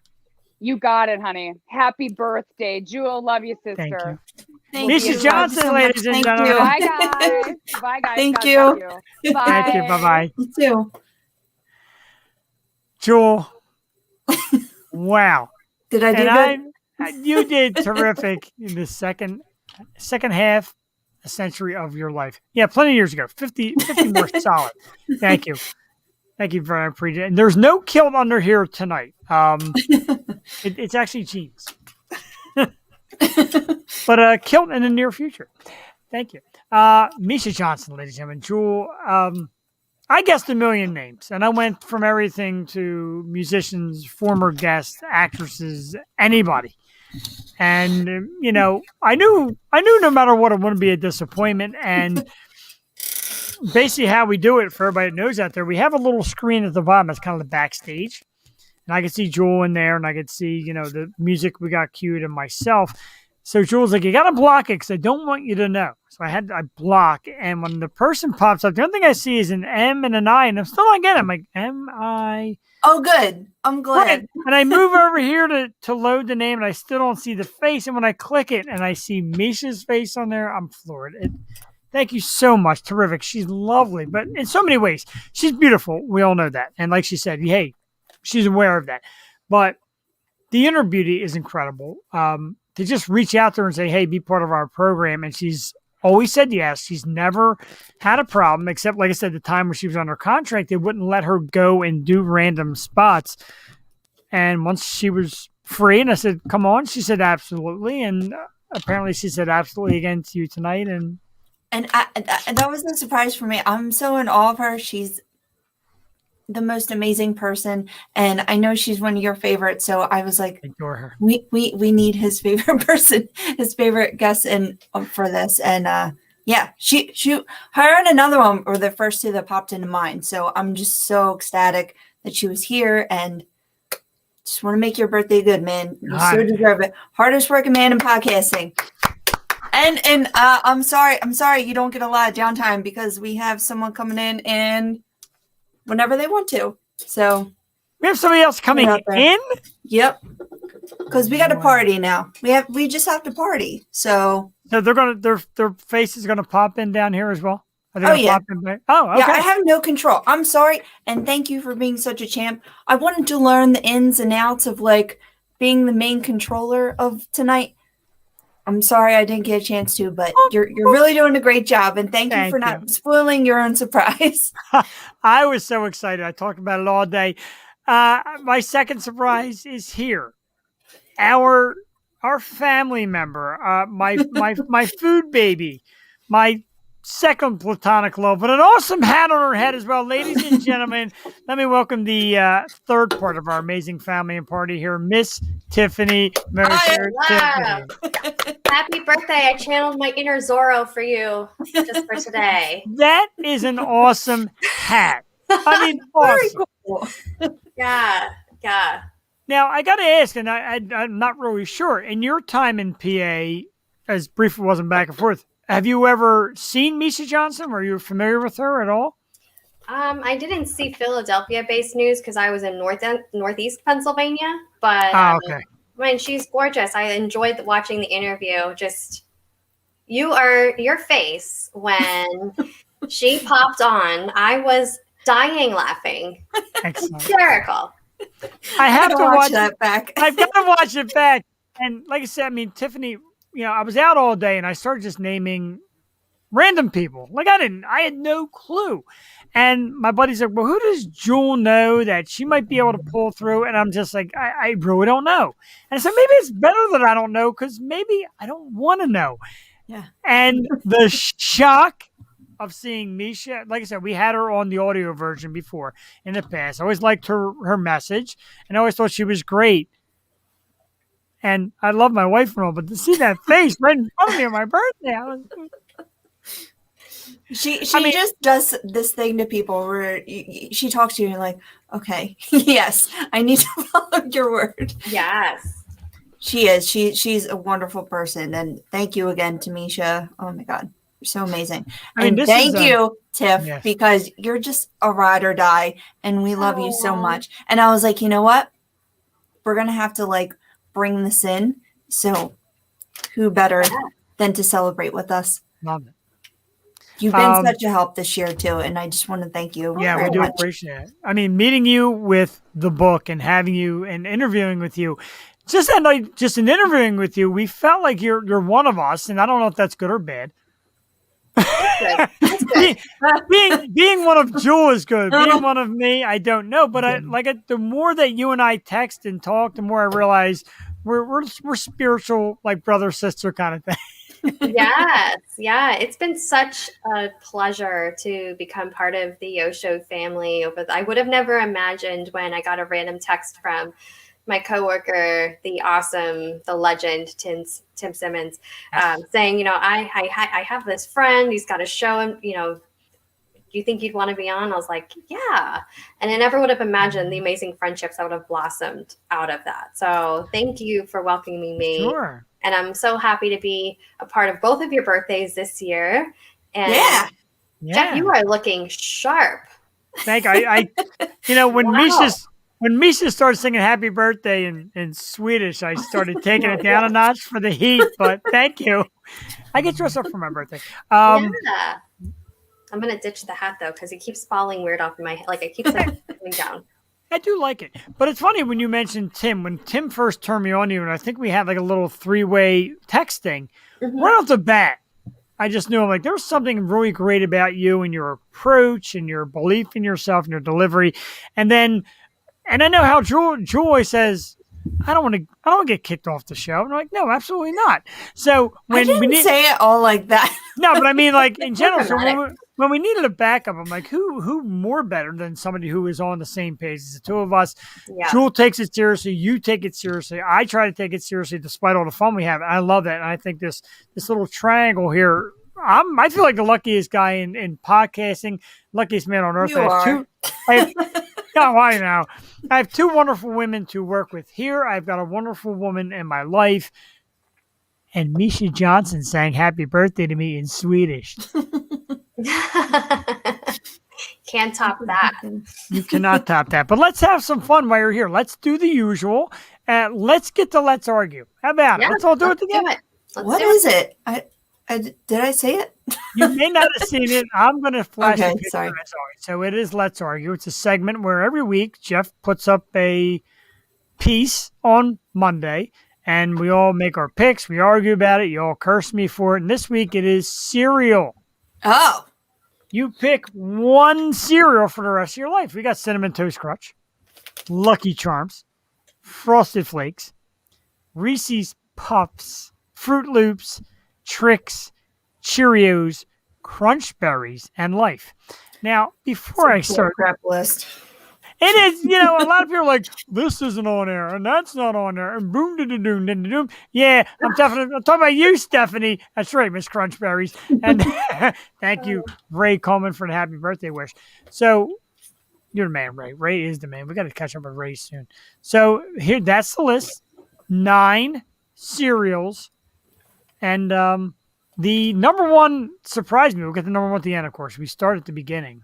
We start at the worst and work our way down. Mm-hmm. And I'm pretty shocked. My man Ray said Frosted Flakes. Ray, where were you earlier in the week? I needed your vote. Frosted Flakes are the best.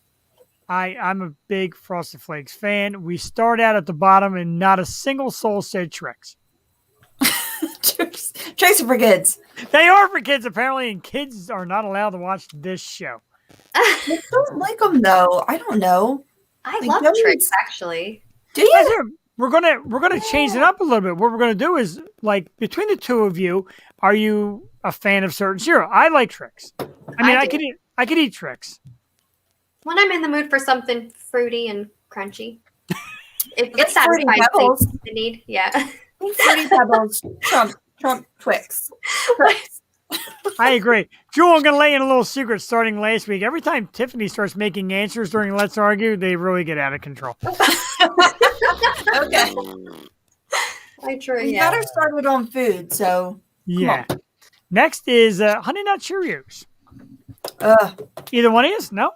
So this is like a staple. Like my dad always has 2 huge family-sized boxes of this, Oh, my- and they never get eaten. And like people eat it, But but like I it never did. goes away. It is good though. I Yeah, don't it's know. all right. It's all right. I like the Cheerios with the little clusters in the middle. They're good. There's so many great Cheerio flavors out there. The Mhm. chocolate peanut butter, the apple, Pumpkin spice. pumpkin spice. They Oh discontinued. yeah, I like They that. discontinued the banana. I love the Banana. banana. That's gone, I think. My brother-in-law like Blueberry. bought so many boxes of the banana. He's like, this is gonna go away, and it did. Jesus, I loved the banana. But Mhm. yeah, a little Honey Nut Cheerios. Honey Nut is easily my least favorite. I'd rather eat plain than Honey Nut. Plain with Uh, sugar is good. Yes. And Next some like is banana right. and blueberries. yeah, banana in any cereal. And we'll get to that later about how many people talk about about banana in cereal. Not about that. The next one was a long shot to really get any votes and still beat out Trix and Honey Nut Cheerios, and that was Reese's Puffs. It's at the bottom where it belongs. That's Joey's favorite. That's Joey's twist. She has to have Reese's actual peanut butter and Reese Puff cereal at all times. Really? Staple in my place. Oh. Yeah, I don't know. It was Fruit Loops, but she got over Fruit Loops real quick. Now it's just Reese Puffs. I mean, for my money, if I'm out there spending my money, I'd rather get peanut butter Captain Crunch. Really? No? I don't like peanut butter. I don't like peanut butter ice cream. I don't like peanut butter cereal. I do like peanut butter sandwiches, but not jelly. Like, I'm weird with peanut butter. I don't like peanut butter at all. Peanut Well, butter that's on right. apples is good. Like Wawa and the peanut butter dipper. I'll eat that, but that's the extent of the PB. Tiffany's anti-peanut butter, and I took care of her the last time she was on the show, and I ate a big Reese cup right in her face. Really? You don't like it? I mean, No. I just don't like flavored, like fake stuff of peanut butter, but it's tasty. I can't stand the smell of it, the taste I like- of it, none of it. The almond butter, I like that. Do you like that? Mhm. No. But I love Jeez, okay. almonds. I love peanuts. Mm. I think it's like a smell and texture thing. I don't know. Mm. Ugh. Oh, thank you very much to Connell, a member of the Green Hearts. Happy birthday, Jeff. Nice suit. Hugs and wishes for blessings. A great celebration from the Green Hearts. Mama Lisa Aw. sends her love. Oh, she's in a Zoom meeting. We love you. We love Rachel. We love our show, Mom. Alyssa, thank you very much. That's a terrific message. Beautiful. So cute. It is so cute. I feel like overwhelmed today. I don't feel like I deserve any of this. And you know who else doesn't deserve a whole lot of love? Fruit Loops, because they only got 4 lousy votes. Fruit Loops can hit if they're like dry and you need like something sweet in the moment. Sweet and crunchy. It satisfies Yeah. the Sweet and crunchy. crunchy craving. Yep. I have a Yeah, stale box in my pantry. When you say they can I'm hit, doing so like, well. like they can hit it? Like if Fruit Loops was a No. dude, he can get some? No, I'm doing like, teenage Oh. vernacular. It's like they hit They at hit. certain times. It slaps. Or the slaps. Yeah. Yeah. It's lit. What Slaps do you? so hard. The show has officially gotten very good. We'll be back on the Yo Show. I'm about to slap and hit my ladies with some cereal. We'll be back. boy. Oh man, the two of them. It's funny when people people are like, oh, you got these ladies. How's your wife feel? I'm like, my wife knows that neither of these two would ever touch me in a million years. That's the beauty of programming, ladies and gentlemen. They know my ins and outs. They got no desire. Hit it and split it. Well, that's disgusting. All right, next on the cereal list, and I'm shocked, and 9 people picked Life. I love life. Mm. What? Really? Yeah. Life cereal slaps so hard when you have it in like a Ziploc bag and you're like driving down the highway and you need a road trip snack. That was like Dick Clark saying lyrics. Life cereal slaps so hard. It does though. It's Now like what- the cinnamon. That little, Now, that little tinge of cinnamon, a smidge of sugar, just the right. Jeff is like, what? Is that the one that's in trail mix? What do they use for trail? Is that Life? No, that's Checks. Yeah. Chex. Okay. Oh, Jesus Christ. Where's Does- Checks at? Does that slap and hit and tickle? What does that do? Chex. Bet. Dish detergent. Fruit Loops are like this. They are, and when you're a kid, right? Every sweet cereal is terrific. And then you get on your eyes. But speaking of older, now the next one, I can't even believe people voted for this. Everybody says, tore my mouth apart. My mouth would bleed. I got sore. They're too sweet, but I love them. And that's Crunch Berries. Oh yeah. Yeah, when you're a kid, they're good. Yeah. Now, not so much. They make my teeth hurt. I'm not a huge fan. If there's no other cereal options, I can eat it, but it's not my go-to. And I like the yellow squares rather than the berries. I don't know. I thought they tasted better than the fake And like berries. a regular box of. Oh, I thought you meant like a regular. Okay. You know what? Regular Captain Crunch. We're going to brawl. One of these weeks, you're going to come on, Stephanie, and we're just going to brawl all night long. I think she picks the opposite of me on purpose. I really do. You haven't put your input. Do you like crunch berries or what? Honestly, no, because I love Captain Crunch. So I like the regular. There's actually Yeah, the regular. they actually made a box of all Crunch Berries. Yeah, that no. So in more of the young kids slang, Crunch Berries are the tip. Oh, okay. I don't like that word. That's one of my words I can't say. Like, no, I ain't saying that. Really? Oh, we had that one night with Tiffany. We had the offensive words, and I reeled off 10 offensive words. She's like, nah. I'm not offended. Well, maybe. Nah. I'm like, Jesus Christ. I'm the same way though. Like a lot of the words that girls don't like, I'm like, what's the big deal? And then I hear words I don't like. I'm like, oh, I don't like that. Like my face, I made a couple faces at some of them, because my face doesn't lie. It speaks before the words come out. Right. Yeah, they did taste better when we were kids. Stephanie does apologize. Don't apologize. Because now that you say crunch berries are the tits, I'm gonna have to run to the store, get a box, bring them home, and just gobble the whole damn thing.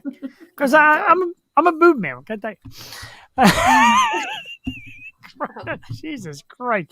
Wow, how do we go from cereal to this? I can only do it with you two. You are the best. Oh, Jesus! This is still more tame than your last birthday when we had Emily do a pole dance for you. We had a pole dance last year. Tiffany, you missed that one. And it seems we had such a nice, wholesome guest. We had Blake Lewis from American Idol. And he's talking about singing. He's talking about beatboxing. And all these like young fans like, oh, I love you, Blake. I mean, this is so cute. And Emily keeps texting with her leg. She keeps texting me like, dude, get me on. Dude, I got something for you. Dude, get me on. And she's like, now I'm on. It's pole dance time. And I'm just like, oh, wow. I can only imagine. It was fantastic. I love her to death. Oh, that's amazing. Motorboating, and that definitely, that word makes everything better. Motorboating, terrific. Next on, God, Stay on topic. I am saying, I don't even know what the topic is anymore. He did shots. It's his birthday. No, I've been doing shots. I've been drinking a lot of beer. I got my crew here, my party crew. Next up, and a lot of people said again with this. Slices of banana. And I grew up that way, and it made me think of my dad, and it hit home because he used to do it, and he got me into it, and it's Frosted Flakes. I love Frosted Flakes. That's one of those cereals that you have to get 2 bowls minimum. Yes. Sitting. I go back. You would go back. Yeah. Don't even put the box away because it's going to refill the bowl first. Now, do you re-milk or do you work off the same milk? I work off the same milk and add more. Yes. Oh, you add more? Well, okay. Yeah. I work off the same milk to kind of get to the end of the milk, but I also do like drinking the milk. I did that too. Like I made, because, we had our little nieces and nephews over, and I had an extra cup of Honey Nut Cheerios. I'm like, well, if you guys aren't going to eat it, like I'm going to eat it. But I had to have 2, so I had to refill. Yeah, I could eat the same way. I could eat a lot of cereal. Real quickly, my brother's in the house, and he wants him and his buddy to come on the show sometime and talk football. We'll think of that. But look at the picture. Man. You're the man, Rob. Picture. Oh, that's right. Rob took good care of Joel. That makes me really happy. But look at the picture. Look at my little nephew. Look at that little guy. I love him. He's like, that was like a year ago. He's already like a big guy now. He runs around and knocks stuff over. And he's a little stud. No, he's something. He's a handful. Next up, staying on topic. And again, you people piss me off with your choices because I love my audience. I love you watching. Was the number 1? No, this is number 2. You people got great taste in shows. You got a horrible taste in food because number 2 was Cinnamon Toast Crunch. Ew! No, I do like me some Cinnamon Toast Crunch. Really? Why? Yes, number 1? Cinnamon. You like cinnamon? Yes. I like putting cinnamon on other cereal. Like my favorite wasn't mentioned, but I love Honey Bunches of Oats. But I always pour like extra cinnamon on it. And I'll eat Honey Bunches of Oats, like any flavor, vanilla, almond, but always add that dash of cinnamon. But like, I don't know. I used to tear up some Cinnamon Toast Crunch when I was younger, but I've grown up, and Honey Bunches of Oats are my twist. Wait, so I'm gonna Special K with red berries fan now that I'm Special K or the yogurt, the fruit and yogurt. No, that's really good. Just the Special K. Look at. No, hear me out. And then you add the banana and some blueberries, and it's like a healthier alternative, but it's good. See, that's my problem because I don't eat fruit. Well, I I mean, I eat apples and bananas. That's it. But I can't eat like soggy apples or bananas. So I don't like applesauce. I don't like bananas in my cereal or like too overly ripe bananas. But I see where you're coming from because I do like the fruit tasting stuff. But then I end up eating like fake fruit flavored things, which aren't good for you. I'm sorry. I do eat vegetables. That counts. Julie West, you're not supposed to give out the number one answer in the comments. I love you. You're allowed because I love you. And number one is, and I totally back this cereal up. That's Lucky Charms. Oh, yeah. Yeah. Now, it's a given. Right. Now, getting into Lucky Charms, and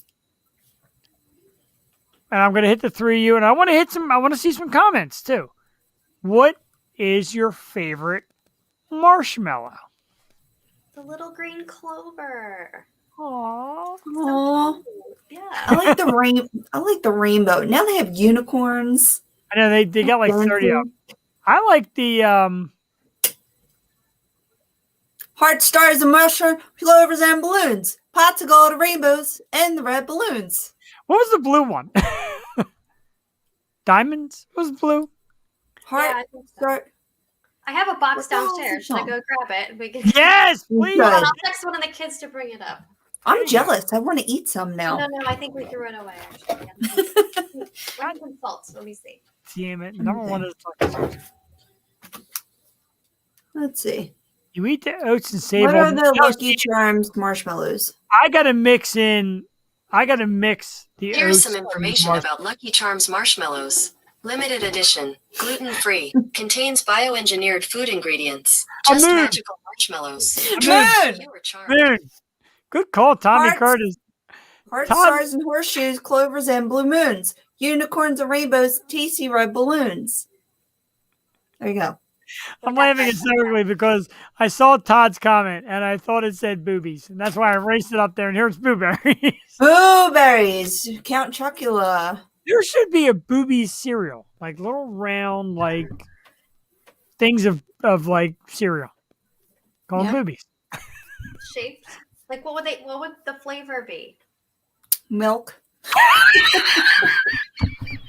I mean, this is ridiculous.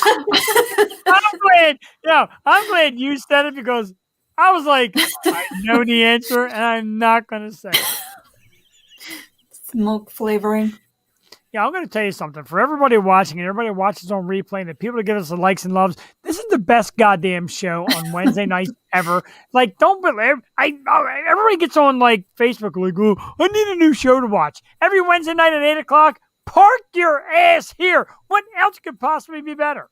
You never know where the conversation's going to go. Ever. Exactly. I mean, Ever. and your viewers say stuff like breast milk. Have you ever had that? Has anyone ever tried it? Breast milk? Yeah. I tell you what, and I'm not trying to be a pig, like, you see shit and you see these random videos and you'll see women lactating and no. Phil's in the house. I wish I tried it. I I couldn't do it. I physically, like, sorry to be TMI, but, like, I couldn't produce it. So, I didn't have much. So, that was, like, sacred. Yeah. Neither of you could produce it. I'm not fascinated by it. I tried. Some guys, like, that's like a fetish. I think it's kind of nasty, honestly. Like, There's a fetish for everything, though. Truth. Anyway. Jeff's feet care of the Yo Show at www. Oh, boy, they're dirty. They're a little dirty. You know, I was walking through the laundry room and it got a little dirty. They're a little dirty. Disgusting. Julie, do you really think I'm going to put that comment on there? Of course I am. It's my birthday. Todd loves breast milk. Jesus Christ. Boy. But you always see, like, I come on the show and it goes way to the left. Right? I think it's you. Straight laced right until I got here. Tiffany's like, catch me on the O Show. Oh, never mind. Oh man. Catch me on the Yo Show, except Mom and Dad. Please don't I catch have- me on the Yo Show. My son baked a cake earlier because he had a little party to go to, and it's like I kept saying like, what is on my shirt in the camera? And there's lemon frosting just glued onto my. Sure it is. It is. Yeah, lemon frosting. I'm like, what is that? What's he film? She does. She brings out the best / worst. And I noticed like the viewers just started like shooting up too. So like the worse our mouths get, I leave to take a call and everything goes crazy. Oh, we have derailed Stacy so very badly. But we couldn't talk like and I'm like Tiffany, like you knew the guest, my wife knew the guest. And Jewel kept like kind of dropping hints. She kept dropping Tiffany hints. and Gassy. Yep. She kept saying like dropping hints, like whatever we do, like kind of behave, please behave. Like Misha's like very spiritual. Well, yeah. Like, I mean, when I seen her backstage, I popped her on. I was like, I wanted to say, oh my god, I got an erection, but I'm like, wait a minute, that's not gonna work. And Yeah, you dropped the JC ahead of time, and Jewel's like, stop. that one's not. But he didn't get it. He's like, what am I doing? Oh my God, what am I doing? What the hell? Ah! Oh my god! My apologies to the lovely Misha Damn it. Johnson. I'm gonna hit you two with something because I know how both of you get at 10 o'clock. It turned into freaking pumpkins. Are we going longer than 10? Can we do like a 10:30? Because I'm just having a fucking blast here. 10:30. Hey, Can we do 10:30? Can I get 10:30 out of these as a birthday gift? Joy, you're allowed to take your pee break now because I know at 10 your bladder starts knocking. I get it. hey, talking Don't- to your moms. Up to Tiff. Don't give me a dirty look because Tiffany always hangs out like after like the music plays. Last week it was actually pretty funny. I think I told you the story. We're playing the closing music and Tiffany's watching and bobbing her head, and you know we got the picture of me and you up there, Jewel, and you know the Yo Show, Jeff and Jewel, and Tiffany's, and all of a sudden she's like, she gets the phone, she's like, I gotta go. I know, and I'm like, I'm out. I know, you're like, I Well, have to you know, pee. I get up early for work, so it's Yeah, like I know you do. you know. I mean, Jewel, like the second Mama. the second, like my man, like John Buzzatto and Tom Nusspickle from St. Ricketts, as soon as they hit the bam, Jewel's gone. Love St. Ricketts. I know you do, and I know you like to listen to them while you pee, and you got that. I do. They're my pee music every Wednesday at 10. You need to watch the replay. First, you got to see Jeff's face when Misha comes on. Then you got to hear this gripping story about cereal. So we're going to start doing something new, and I want to do it while Tiffany's here and Jules here. I have to find my- And it'll get better. It will. This week, I just kind of threw a couple together real quick because we want to do a new segment called Meme Me. And I want to get the audience together. I want the audience to start sending me new memes because I love memes. I think they're hilarious. And I posted a couple for this week just to kind of kick it off, just to get it started. Jewel, I have you know you're slacking because Tiffany sends me memes all day long. Really? Yeah, she does. Yeah, She, I started sending him some memes for this. Just I gotta Damn feel it. out which ones you like. well, the first, in honor of you, Tiffany, in honor of my birthday, in honor of this new segment, the first one is going to be yours. It's Which I don't know one? if this is truly a meme. So, Jewel, you hit me on this one too, but Tiffany sent me this one, and it's freaking hilarious. Oh, let me get the segment thing off of there Oh, so yeah. people can see it. How to Oh, start a boy, conversation hold on. with a girl. Hi, X. Garlic bread, come get some. Yes, Yeah. dude. Reality. Garlic Right. bread is life. Garlic bread slaps. I'm a big fan of it. We actually started talking about it because I think we were talking about my dinner, something about spaghetti or something. And Tiffany mentioned how much she likes garlic bread. My wife loves garlic bread before the keto diet. And she sent it out the next day and I'm howling. I thought it was great. I saw this today on somebody's page. Again, pretty direct meme. You, yes, you, show me your ass. Like Because that guy really looks like he's asking you to show his ass. Or show him your ass. I gotta get all that. There it is. Perfect. And the third one of the week, this one I love. I saw this today on somebody else's page. I thought it was terrific, and I agree 100%. And it goes with the theme of the evening. Boobs are like the sun. You can only take quick glances, but wear sunglasses, and you can look until the world ends. Oh, my goodness. There's some serious boobs. I can look at them all day. Great stuff. So what we're trying to do with Me is have, like I said, audience members, people on my page, and if you girls want to share them, put them on your page. Just have people send us memes. We're going to pick like 3 of the best every week. Jules got a good one? I got a good one. Put it up right. there.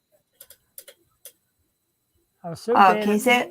Yeah, hold stuff right there. I was so bad at math in school that when we took tests, I would close my eyes and pick whichever answer I felt drawn to, like it was a tarot reading. Yes. Yes. I agree with that. Accurate. That's me. I live by that. Why are we still saying breast milk? I thought we got past that. Oy vey. Jesus Christ. Yeah, so we'll do me, and like I said, send them. Send them my messenger on Facebook. I've seen what some of you people send. Send them me. Thank you. Oh my God, there's some fucking pigs out there. I'm sorry. Did you just drop the F-bomb? Oh yeah. Misha Johnson night? Misha, I love you. I love you so much. I do. I adore her. I really do. I always have. I'm sending you some memes. Memes. Dude, I'm seriously, like week in, week out, like fire me the actual picture to my Facebook messenger or put it on my page or send it to the O Show page or send it to my cell phone. Jewel will give out the numbers and she loves me giving out all my private information. Hey, I saved it. Can I get your email for everybody? You got like 30 people at a time, like viewing all over the world. Yeah, sure. I'm sorry. That worked out pretty well, though, I think. It went great. She's great. And I was definitely shocked by that. Tiffany, you joined us late. I'll let you know that Nachus came and had to leave because he has class tonight. Oh, man. So the great Nachus was here. He's like a legend on this show. Yes. Yeah. He's a regular now. Drinking that Fernet beer. Yeah, that sounds pretty wild. I'm a little mad because Phil said it was sent, and I don't see it yet. I'm getting upset already. Wait. I got it. I'm sorry. Okay. Phil, that's not a meme. One sec. No. Can't do that. I forgot. Tiffany's the one that likes sausage, as we learned last week. Oh, good Lord. What? Did She you said it. More than I did.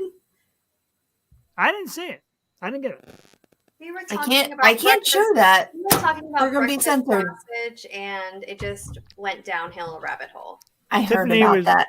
Yeah, she was describing the size she likes, the shape she likes. Hey, Phil, you nasty.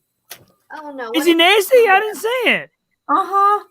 Aww. Please, Phil, if you're gonna be nasty, send it to me. You didn't see that? No, it's on the Stoop page. It's on the Stoop messages. Oh, okay. I'm very excited. I've actually got. I literally can't show it. Like it's. Jewel, I got honored to be made one of the new admins on Cheesesteak Gurus, and I swear to God, these people send so many freaking messages. Jeez, I do like me some Cheesesteak Gurus. And we're definitely There's a guy who tried 800 cheesesteaks, and he picked the best one. Yeah, I forgot all about lining that story up. Hit me with that story. Tell us a little something about it while I try to find Phil's dirty message. I don't know. I just know he did it. It happened. That would be so hard to do because, I would think after you have so many, you would forget what you already had or what you Right. That's like trying on a million wedding dresses. Like, all right, which one did I like? Yeah, I don't remember. I got to keep Phil's picture at a distance. But what did he send to you? Oh my gosh. It's naked tatas. Send it to Tiffany. Send it to me so you can see my reaction on camera. On Misha Johnson night, I have to say, what the heaven is going on here? This is great. I'm Happy so glad birthday, Jeff. you did a great show. I got to tell you, this is like amazing. Now I feel like I've been shortchanged. And I was telling Tiffany, I told Cassie, I said, every year we're just going to have to keep bumping each other up. For sure. I mean, Yeah. yeah, hopefully next year it's all in person. Yeah, there's going to be male strippers and all that good Yeah. stuff. Yeah. Okay, You know. I got it. Hold on. Have fun with that. Look at her little dimple. You're so innocent. I know, right? I can't show this on the. Oh my god. That's the cutest Phil. part about it. She's always You like, know what? I know Phil so well that this doesn't surprise me. Really? Oh boy. Wow. so we either got to I get. can't stop looking at it. 'Cause I know. like, I thought it It's- was just me. Like mine's still sitting out on the phone. I thought it was just me. I mean, it's No, nice. oh god. It's nice. It's a nice arrangement. You can't show that on television. Yeah, I don't think that might get a shutdown. Maybe. I don't know. I'm interested to try it now. No, better not. Remember that show? I just watched this whole like the history of Nickelodeon. It was fascinating. Sounds boring. Anyway. So, like the history of Nickelodeon, like you said, like we went from like, and I'm being serious at this second. I know it's hard to believe, but we went from like being dirty to the history of Nickelodeon. Like, was there something sketchy in the past of Nickelodeon? No, so they were trying to make like children's programming back when, and it was like you know, we do. Well, it went from like Muppets to like Gumby figurines, and there's this whole documentary on, I don't know if it's Hulu or Netflix, but yeah, and it was actually this group of women that was behind like the making of it, and like actually asking children what they want, and what they wanted was madness and to create their own world and get slimed and have this, you know, it was really cool. I liked it. Joey's like, turn this crap off. Where's my YouTube? But Yeah. I don't know. Sounds That's a little cool. bizarre. I gotta show. I had a video ready I was going to show, but I'll save it for another week. It's me in my previous acting days. We'll save that for another time. Terrible. Oh my God, you don't have it? Oh, I have it, but Can do it. You have you to want do to say it. it? All right, It's a celebration of you. all right. I got right. All right. So let me go back and reload it. And meanwhile, you two talk about something exciting that doesn't have to do with boobs. Boobs. For the love of God, boobs. We failed, boobs. Boy, I'm sorry, Misha. Misha, I love you so much. She's It's gonna be great. like this Tiffany. She comes on the show and what happened? Jeff and Jewel so wholesome. Tiffany, the bad influence. I No, agree. you are. What Misha did you do Johnson. to us? Misha Johnson, if you're still out there, we're the good ones. It's Tiffany that makes us bad. How many times did Misha Johnson tell me I was cute tonight? Oh my goodness. Like a lot. A lot. Yeah. I love my wife, but Misha Johnson called me cute several times tonight. Several. Yeah, No. I mean, what do we have Jamie on for, which was amazing, but we had Jamie on for like 3 minutes. You had Misha for like a long time. I know, because Jewel said, "Oh, you know, pop on around 10 after 9 and hang out for the rest of the show." I was like, "Okay," and then Misha was there and there and there, and then I was like, "I don't even know if Jeff's gonna even let her go. She's just No, he's not. he's just gonna keep her there the whole time." So Stay here with me. yeah, You know, it's funny. Jewel said she only had Jamie for a few minutes, and I had Misha like for the whole night. Trust me, if the roles got reversed, I would probably only have Misha for a few minutes. But Oh boy. oh boy, Shh. oh boy. So, all right, Hey, let me I get just it. got that. I Let me just get it. Thank you. Yeah, that was very dirty of me. Extremely dirty of me. All Oh, right, so we got to turn off St. Ricketts because I need this screen share thing. I'm gonna do screen share. Come here. Share audio, Chrome tab, Facebook video. Now, are you all ready for this? Yes. I didn't see this yet. This I embarrassment is saw me. a blip. So Someone this said is it. back in the day with my good friend Steve O'Neill. I used to be part of a program known as the Gorgeous Ladies of Outrageous Wrestling. Not the regular Glow, but the Gorgeous Ladies of Outrageous Wrestling.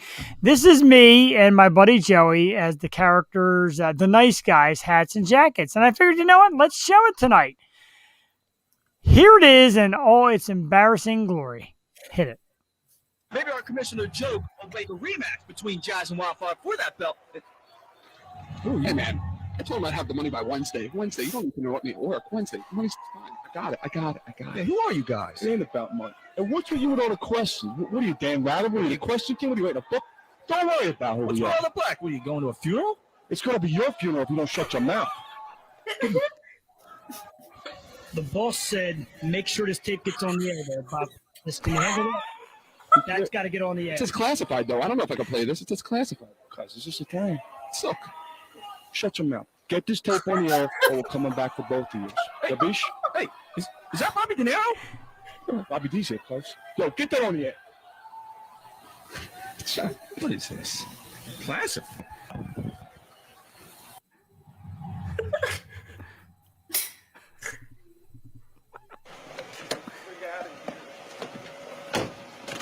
Go, go, go!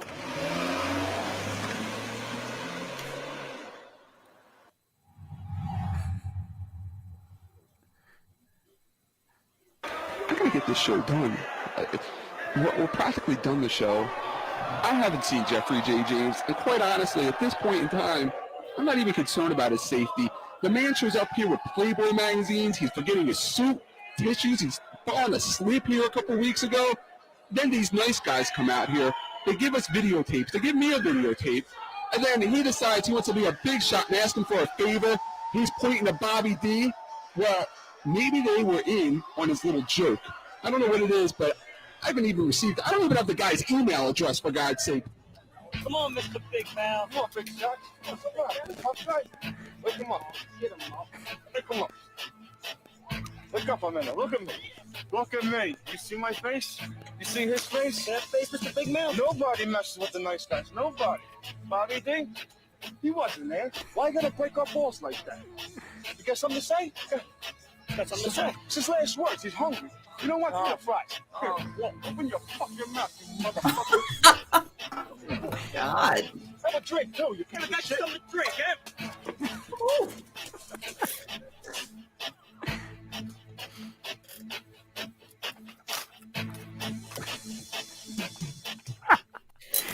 Ladies and gentlemen, courtesy of the Gorgeous Ladies of Outrageous Wrestling, Jeff the Shark Burney and his few moments of fame.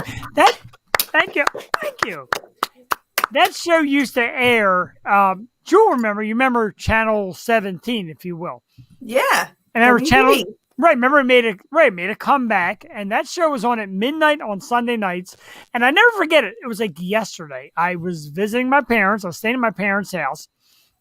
Sunday at like 12:15, all I heard was, "Oh my God, our son has lost his mind." They were watching, yeah, and that was on TV. That is hilarious. Oh my What I saw the two. He's getting quite a chuckle. Yes. Was that like a McDonald's cup you finished them off with at the end? Like, what was that? Well, here's the funny part about that. It was actually Wendy's, and what you don't see, and they edited it out, was, thank you. Thank you very much, Phil. Thank you. That Veronica Vaughn.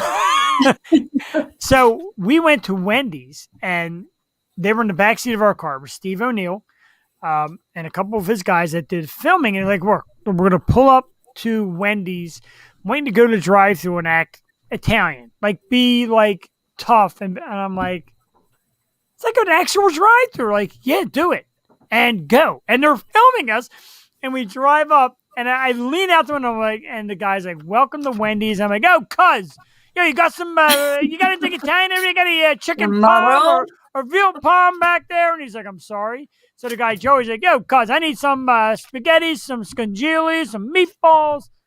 The guy's like, I'm like, "Yo, cuz, anything Italian? Give me some fucking, give me some effing French fries and a Coke. How's that sound there, tough guy?" When we pulled to the window, Now we pulled And it, they and the spit in all your food. no, the guy in the video that you see us beating up is actually in the trunk. He's banging on the trunk. Help! Let me out! The people at Wendy's are just like, and like all this staff just piles through the window to stare at us. I'm like, what are you looking at? What are you looking at? And we took the food and we drove off, and that poor bastard was in the trunk, and then we shot that scene. So, yeah, you know. Wow. Wow, So indeed. who is the other nice guy? That's my friend Joey Gabriel. We were tight for a while. We used to hang out every weekend. But back then, like, the thing was the black leather. That's when the black leather jackets were in. Black leather jackets. I always wore a hat.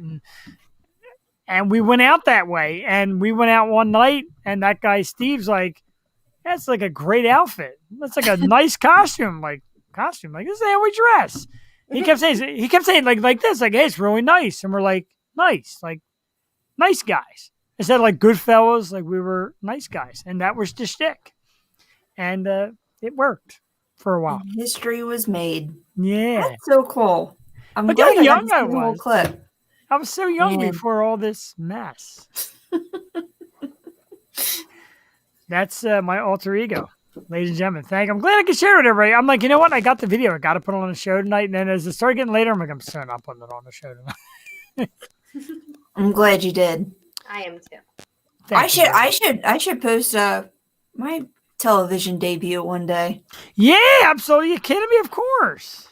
So I was 3 years old. 3 years. And it was in Bethlehem, PA, and it was, I think, 1990, and it was a show called True Detective. No, not the HBO version, but it was like Unsolved Mysteries, and I played the niece of someone who their son was missing. Actually, you were like one of those, like, improv actors that actually did like you were the family of. Yeah, I had curly hair, like ringlets, like Shirley Temple. So yeah, I had my 2 minutes of fame. But these nuns that I worked with petrified me because they look like the flying nun with the wings. And there was 2 of them, so I had to walk with them, and they were very scary when I was little. But yeah, it was we're famous, Tiffany, any TV, Tiffany? I've just been interviewed live on the news. Really? That's cool too. For the nonprofit work that I do. Okay. You've had a bunch of interviews lately, right, Wayne? A lot of I've done about so far like 35 radio and podcast interviews. Were we first? No, not you weren't the first ones. No. Aha. Yeah, I published in December, so I did some at the end of December, but most recently, like I did the other day, in one day I did 2 podcast interviews that were based in the UK and one in Malaysia. Wow, that's awesome. So yeah, crazy. We may not be the first, but for some reason, me and Jewel feel like proud parents. Like our little girl is getting out there, and we're so proud of you. Thank you. I think also being on this show has helped me be more comfortable with interviewing and being interviewed, and yeah, and I know like I can let loose here, but when I'm doing other shows, I have to be very formal. And You're on the show in the UK. Miss Musha, let me ask you, when you were writing your book, what was the first thing that went to your head? Yo, dude, fucking boobs. Are you kidding me? Oh, wait a minute. Sorry, wrong show. We're arguing about cereal. Yeah, wrong show. Yeah. But it's fun. It's like it's such a cool, unique atmosphere here. I love it. So what's like the weirdest, besides us, which was the weirdest question that you were asked? Besides breast milk. Really weird questions, really. No, not yet. Not yet. I think a lot of people with my book, it's such a serious topic, mental health. So it's kind of like, I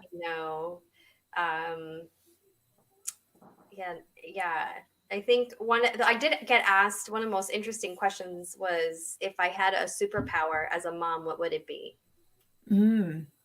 And so I chose either to be able to clone myself or to be able to like time travel or whatever, because my middle son lives with his dad like 4 hours away, so I don't get to see him very much. So to be able to like go and see him when I can, like, phew, I'll be right back, and go and be able to spend time, like, that's what I chose. But it kind of put me on the spot because I was like, oh, I've never been asked that before, That's interesting. Do you watch Black Mirror at all on Netflix? I've heard of it. I haven't watched it yet.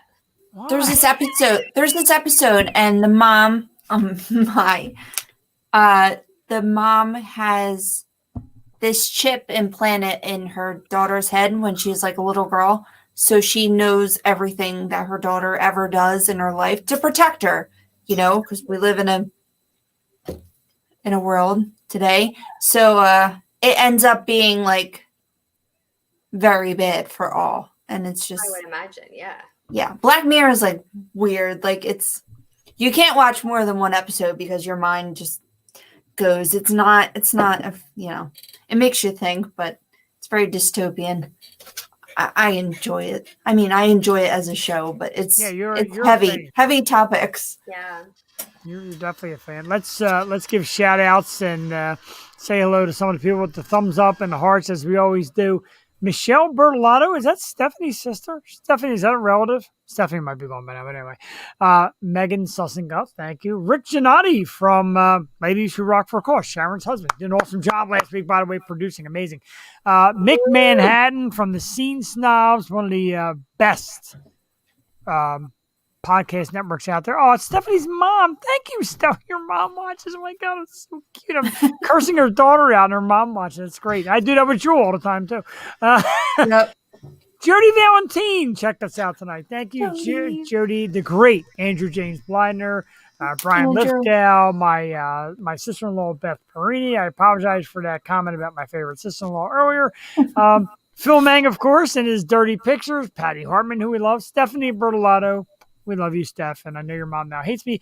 Crystal Ann Mitchell, Susie Corey, checked us out. Oh, one of these great people check us out and not leave me. Caitlin Martino. Now, Caitlin Martino is part of the group that we do dinners with every Sunday night. We get a group of people together, my wife and a bunch of us go out and do dinner. This past weekend, Caitlin hosted, and this girl makes the absolute greatest Corona Rita you'll ever want to have. Phenomenal. If you're out there or you watch the replay or you hear your name, fabulous, like excitingly fabulous. Julie West and Jen Hines and Todd West and all these great people that come check us out. We're grateful. I thank you. I thank you for my birthday wishes. The girls are like, oh, thank God he's done. No, we're not. Still got 20 minutes. You girls gave me 10:30 and now you're stuck. Did we agree on that? No.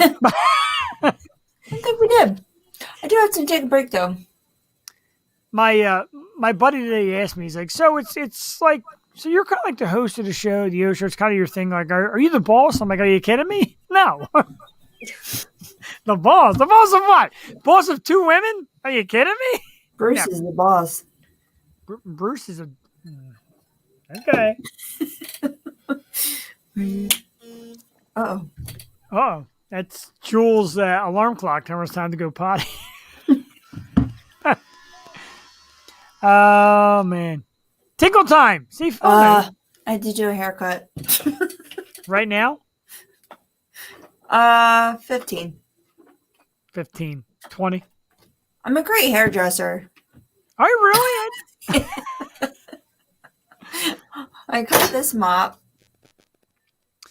Oh my should God. Probably go to a professional. I think it looks terrific. Real quick, let's just hit topics because I'm floored by some of this shit. So the mansion they use in Cobra Kai, which is in Marietta, California, hit the market for $2.6 million. Would you pay $2.6 million for a house because it was on a goddamn TV show? Either one of you, hit me with it. No. If I had $2.6 million, I would donate it to charity. Well, you're just a peach. I would probably buy. I just talked about this place earlier today too. Whipstaff, Maine. I want that house. Really? But you probably have money left over. Yeah, Casper. Casper was my movie. I just wanted to be Christine Ricci and live in that house on a cliff in Whipstaff, Maine. I want any woman to be Christina Ricci. Oh boy. Sorry, I mean Misha The Johnson. glasses went up and the voice got deeper. I mean Misha Johnson. Christina It Ricci. is cool when you see, like, I want to go, probably going to California later in the year. Like, I really want to see well, I'm probably not going to see it. I would love to see some, like, landmarks, though. Oh Some my famous God. houses. Well, Right? What about the horror house in American Horror Story? Did you? Yes, that That's one. cool. Yeah. That'd be a great one. I You know, there's like this. I want to see sorry, real quick. I want to see the Amityville house. I know it sounds creepy, but I do. It's not there though. They changed it because my sister and the kids went, and like they don't have the windows anymore. It is the address, but it's completely rebuilt. I'm big into Amityville, so I know like. But yeah, it looks a little different, and it was disproven, so the house in still Shameless. scary. Shameless. Yeah. Gotta go Chicago. The Chicago house, yeah. South side. I'm sorry for that. I got to get rid of that anyway. Let that play out for like a few seconds. I know I can skip it. But don't play the song yet. Oh, God, technology. I would really like one of my bucket list items is to go to Austin, Texas and go to Guero's Tacos and the Texas Chili Parlor. Guero's Tacos. Because that's in Death Proof. That's like my favorite Tarantino movie. And they actually have like pictures of oh my God, what's his name? Kurt Russell. Like on the thing eating nachos. Did you ever see that movie, Tiff? It's so good. Death Proof? No. Oh, you have to watch it. Kurt Russell's eating nachos. He's a serial killer. What I have done is I watched that show Diners, Drive-Ins, and Dives, and I've gone like a lot. There's a lot of restaurants around here that's been on the show, or if I go,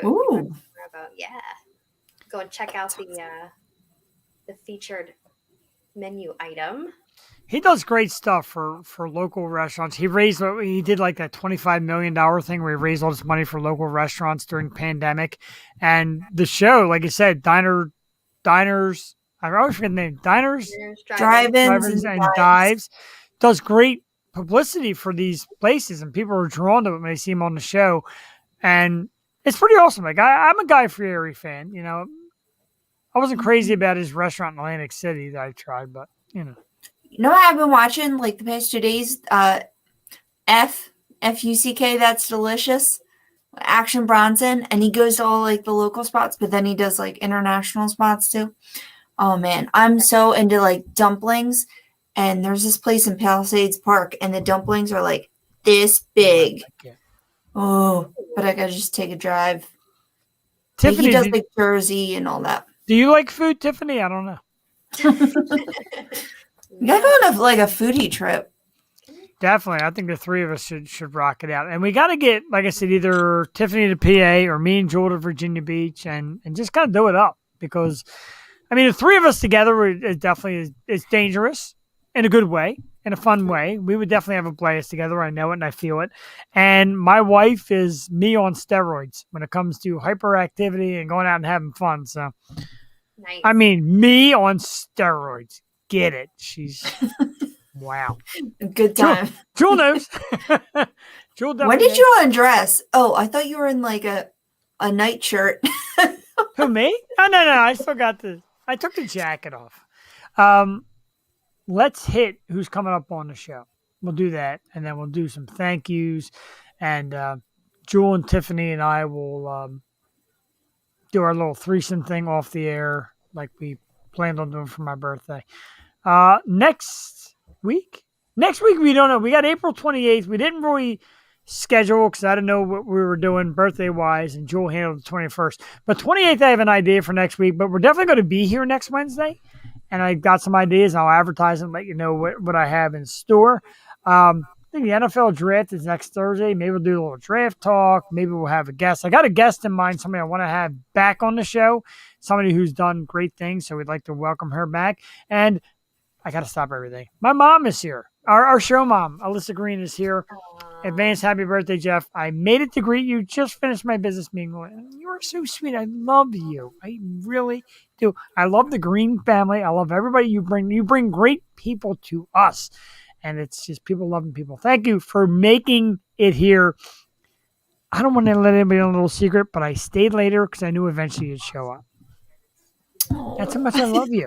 Now, I really didn't do that, but I'm glad you got here anyway. I really do. So 28th, we're not really certain what we're going to do. The 5th, May 5th, Jewel, Woo! Tiffany. This is one for the ladies on May 5th. And we just announced this one. I think I announced it last week, but where's his picture? Oh, his picture didn't make it? Oh, there it is. You better have his picture. Oh, I got his picture. Ladies and gentlemen, on May 5th, we have, and I'm going to be jealous because this guy's like a sexy dude, and I feel like I'm not even going to be on the show because I don't want to be embarrassed. It's Enzo Zaloshi, a terrific actor, producer, director, and ready, ladies? Bam, look at that stud. Oh, yeah. Look at the muscles, man. That dude is like studly. I'm like ashamed of myself. He's going to be like the second hottest guy in Yosho history. Well, we had Steve Howie on. I hope he's the third hottest guy in years. But that is May 5th. Enzo Zaloshi from our favorite people over at Jessica Katz's PR firm. They just get us great people. So I know he's going to be great. Like I said, he's got a lot of movies, getting some big credit for stuff and award-winning stuff. And he does a lot of acting. Probably bags a lot of women. Probably seen his share of breast milk back in his day, and he's coming. Why? He's coming here May 5th. Oh, we got comments. Aw, we got a yay. We got a Hey, Enzo. it's a Cinco de Todd. Is that your birthday, Todd? Oh man, absolutely. That's terrific. He must work out. He does. He's buff and he's tough, and the girls just can't get enough. We come back May 12th. Oh, I totally lost track here where I'm at. Oh, so we have the lovely violinist, Liz Kitts, is going to be on the show on May 12th. So we got to be a little cultured. Can't be dropping F-bombs and talking about breast milk because we have a violinist on the show. Thank God I had a preacher on the show tonight. We see how that worked. That was a disaster. May 19th, I'm actually thrilled to be joined by this young lady. Her song is like jumping up on the pop charts. Lead singer of the band Kono, and she'll be with us here. It's Morgan Konopelski. I don't know why it just took her name out, but technology, dude. Somebody please shut me off from this thing. I'm a disaster. But that is on the 19th. The 26th, we are joined by the lovely country music singer Bex. That's May 26th. For some unknown reason, I still don't have Zach Wiseman's picture or his post, but Zach Wiseman from many podcasts. He's an awesome podcast dude, and he'll be with us June 3rd. So tons of great stuff coming up. We stop all that. We always welcome you to show up 8 o'clock Wednesday nights. We're always here. It'll either be me and Jewel, me and Tiffany. One of these nights it's going to be Jewel and Tiffany, and I'm not going to be here. It's going to happen sometime. And I'm going to watch that show. That'd be a trip. That would be something else. It really would be something else. So we got, let's see, it's 10:19. I said 10:30. Of course, yeah, whatever. It is what it is. Tiffany, 1 minute. The floor is yours. You have 1 minute to tell me why I am so lovely, why I'm so wonderful, and why you love the fact that it's my birthday. You have great style. You have a great sense of humor. You always bring the energy. Our conversations are lit. They're fire. We talk about food on the regular. I can always depend on you to deliver the amazing food pictures all the time. You make me smile. My life is more complete now that you're in it. You make me laugh. I love your collection. I'm constantly distracted by the background of what's going on. Oh, don't cry. I expected smart ass answers. It's genuine from the heart. Thank you. You're welcome. Very sweet. I don't want to ask Jules because no, seriously, Jewel, Tatey, just take it away. Take it away. No, I'm so seriously. You know, because we talk every day, and I appreciate you. And you're like my best friend, man. Seriously, no. You We said talk don't every cry to day. hers, and then you go and hit me with that. I know. Jesus Shut up. Just shut Christ. up for a second. This has been such a great way to get. I mean, especially this time, but really, you saved my life for the past 4 years. So you know how much I appreciate you. You've always been there. I know you and Cassie are there whenever I need you, and you really, really, really helped me out this past week. So I owe you so much. I would just want to make your birthday nice. You made mine amazing, and just thank you. Thank you for bringing me into this world, and you birthed me. You birthed me into the radio realm. So once again, which is my passion. I went to school for it, and I never thought that I would be back in it, and you made that possible. So I owe you a great debt of gratitude. You know what you mean to me, and just thank you. Love you. Love Cassie, and just thank you for everything, man. Happy birthday. You deserve it. Man, it's really amazing from both of you because I am not usually serious. It's not really my MO. To me, everything is laughter, but that does stop me. It does take me back. The two of you have been amazing. You have been family. You have truly become family. The Wednesday nights I spend here with either one of you, whoever comes out, has just been tremendous. And Jewel, from day one, you have been dedicated and serious. And to have Tiffany come in and now also have a passion to grow in this field, to be serious about it, I'm very lucky because we like our little program here, and there's all these unwritten rules, and don't do this, and don't say that, and don't act this way. That don't go here. We're us. We are us. The three of us are us, and you're getting... We're getting this. Before you leave, nobody leaves yet because I got to show you this. Oh, good gracious, I'm stuck in my chair. All right, let me take my speakers off. I'm scared. Yeah. I have a visitor. I'm not even over there. I'm going to save the rest for next week's Man Cave Scores. Okay.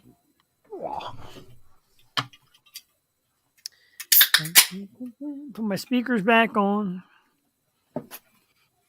Meanwhile, Tiffany and Joe are texting each other like, this guy's such a jackass. I had to show you this, both of you. The Wall of Fame is now been enhanced.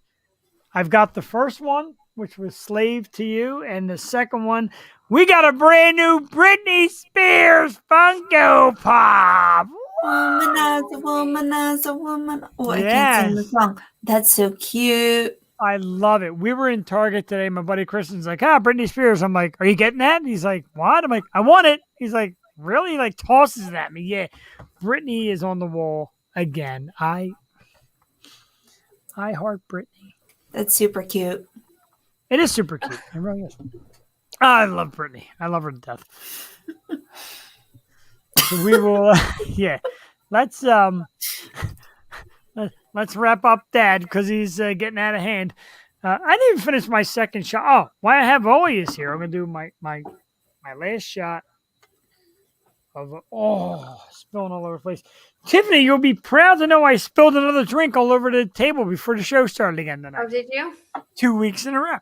I was afraid. I don't like being by myself on here. I know. I was get flustered. I'm here wiping last week, and Tiffany's like, okay, so Jeff left me. I was like, I hope everyone's had a great day. And then I thought back, I was like, there's so many other things I could have said after the fact. Like I got off the air and I was like, I could have, talked about what I ate for dinner. I could have took it in so many different directions, but I was put on the spot and I had no idea what to say. So I just for some reason, when you're like alone and put on the spot, I blank. I'm like, Jules is like, but when I'm trying to like interject in a conversation, I can do that perfectly. Yeah. Makes no sense. You know what they say? Behind every great woman's thought, there's some big mouth jackass who leads them in. That's boy. So one more, here it is right in front. One more Jack Honey, Tennessee whiskey, and a big thank you. A big thank you to both of you for coming on tonight. I really appreciate it. Tiffany, I appreciate you coming out. Joyce, I appreciate you doing it again. Misha Johnson, if Please. I know Misha Johnson's not watching still because she would have messed me up by now. Like, look, dude, you're going straight to hell. But thank you anyway for coming on for that little bit of time. It was terrific. I appreciate it. To everybody in the audience who commented, who posted, who wished me happy birthday, and everybody that said breast milk, this one's for you. Breast milk. Oh. I imagine that's what that would taste like.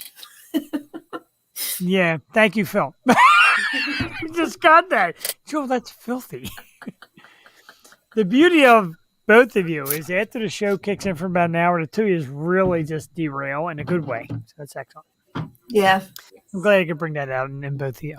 So we will be back next week, 8 o'clock. I'm not quite sure what the program is going to be, but keep an eye on my Facebook page, and you'll know. Of course, you can watch the replay. Thank you, Tom McCurry. Replay at www.theyoshow215.com. You can watch it on Facebook at the Super Radio Network, my page, YouTube at The Yo What is Show. that? I just realized what it was. I'm leaving it up there and just realized it's something not very pretty. Joel, you're welcome to look at it again if you like. Can't see. Thanks, Phil. Thanks, Todd. I appreciate it. Thank you, Connell. I appreciate it very much. More power to The Yo Show. We love it. We love everybody that comes out here, and we thank everybody for tuning in. Final thoughts. Tiffany Mosher, give us a positive 1 or 2 sentences. Hit it. As you go into your rest of your week and your weekend, do something kind for someone, pay it forward. Jewel Tatey. I can't say my normal saying after that. That's very nice. Be nice to people. All people. Oh, I don't want to leave it out doing this, Jewel. And if you want to talk through it, and I know you said it was going to be tough for you, but you do have a GoFundMe page up now. If you don't want to do it, I will post it and we can repost it again. We can talk about it next week. It is up to you. I'll leave the ball in it's your... fine. You know what? No, it's important. So if you don't mind, maybe we can post it under the show.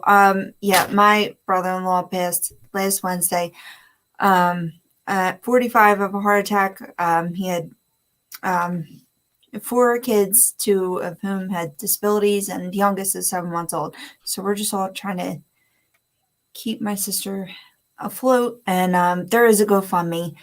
People have been super generous. It's already like halfway filled, which is completely amazing.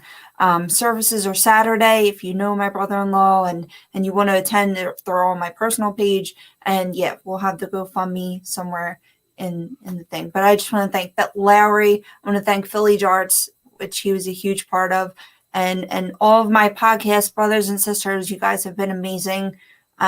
Just everyone who has donated and helped. You really have made a huge impact. So thank you so much. Absolutely. We love you. We care the world about you. And I know, like I said, you, Tiffany, me, and some of the podcast community, and we'll name them like Maria Daniels. I will name Maria on top of everybody because she's been fantastic. Yes. Alyssa Rena will get you the GoFundMe. I will post on my page, and Jewel will have it on hers, and we'll send it to you if you would like. We do appreciate it. Thank you very much. But like I said, your family here, and that's what we do here on the Yo Show. I know we joke. I know we get silly. I know I drink, and I know we say breast milk 1,000 times. But in the end, like we're givers, we're lovers, we care. We like giving back. Also, thank you to Sharon Snyder for her work with Kisses for Kyle. Me and my wife went out this past weekend and gave out toys to needy kids and kids that are suffering. So that was great also. And we love charity. We love giving back here, and we love to help. And Alyssa Green said we are family. We absolutely are. We greatly appreciate that. I will end it on that note before we all start crying because the 2 of you being here has been amazing. Tiffany, thank you so much for coming on. Jewel, thank you so much for bringing Tiffany. Thank you so much for bringing Misha to us. You have made this just an incredible birthday show. And from here on in, we just bump it up. Tiffany, we need to know your birthday because Jewel and I, we're going to bring it. And you're going to be here. We're going to bring it. Yes. My birth's July 30th. Write it down, Jewel. Yeah. We got it. Oh, we got it. Oh, we got you. And I have like my guest, my dream guest in mind, although I'm sure it would be impossible, but the Avid brothers. Yeah, Avid brothers? Yes. Jewel knows. That's awesome. We'll look. You're such a timid, I mean, we don't know all sides of Tiffany, but you're pretty timid, Leo. Yeah. But we gotta see that Leo feisty side. I do have a feisty side. I do. We just gotta get her to Philly, and then that Leo will come out. Yeah. Trust me, the two of you are closet bad girls, and that's why I love you so. That's why I love you both so very much. All right, we're going to take you out with the music of Saint Ricketts. Don't forget www.saintricketts.com. It's the whole word, saintricketts.com. The boys came in tonight, wished me happy birthday. Thanks, guys. I got new music coming out really soon, and we can't wait for that. Thank you, everybody. Happy birthday to me. I really appreciate it. It's Happy a great birthday, Jeff! Hey! For Tiffany Mosher, for Jewel Tatey, for everybody out there, I thank you very much for tuning in. Have yourself a great evening, and let's bring it home with some St. Ricketts with Fire Cannot Burn. We'll see you next week, everybody. Oh, damn, I did it again.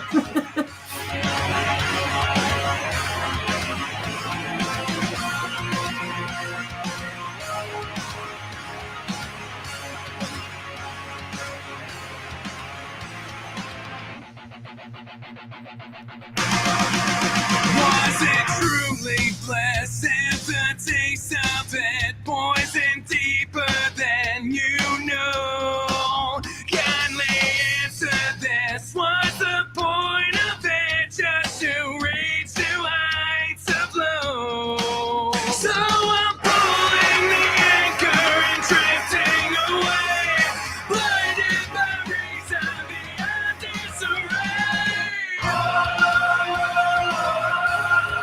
It's what fire cannot burn. It's what fire cannot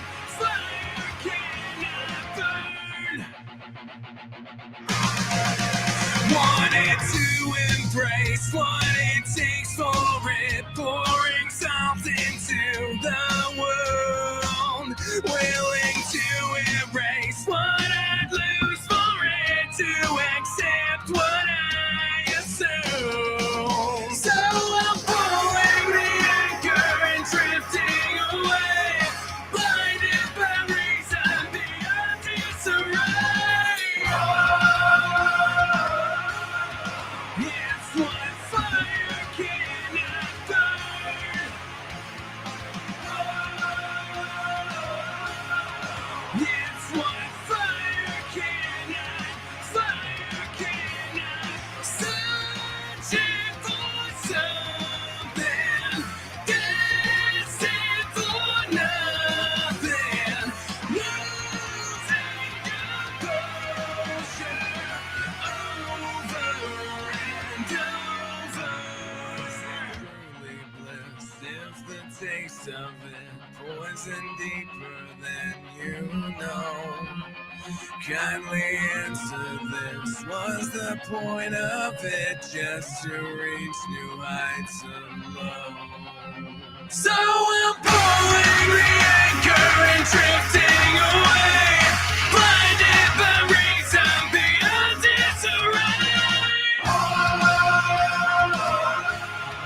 It's what fire cannot burn.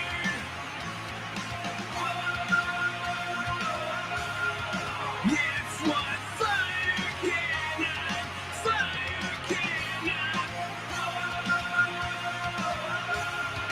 It's what fire cannot burn.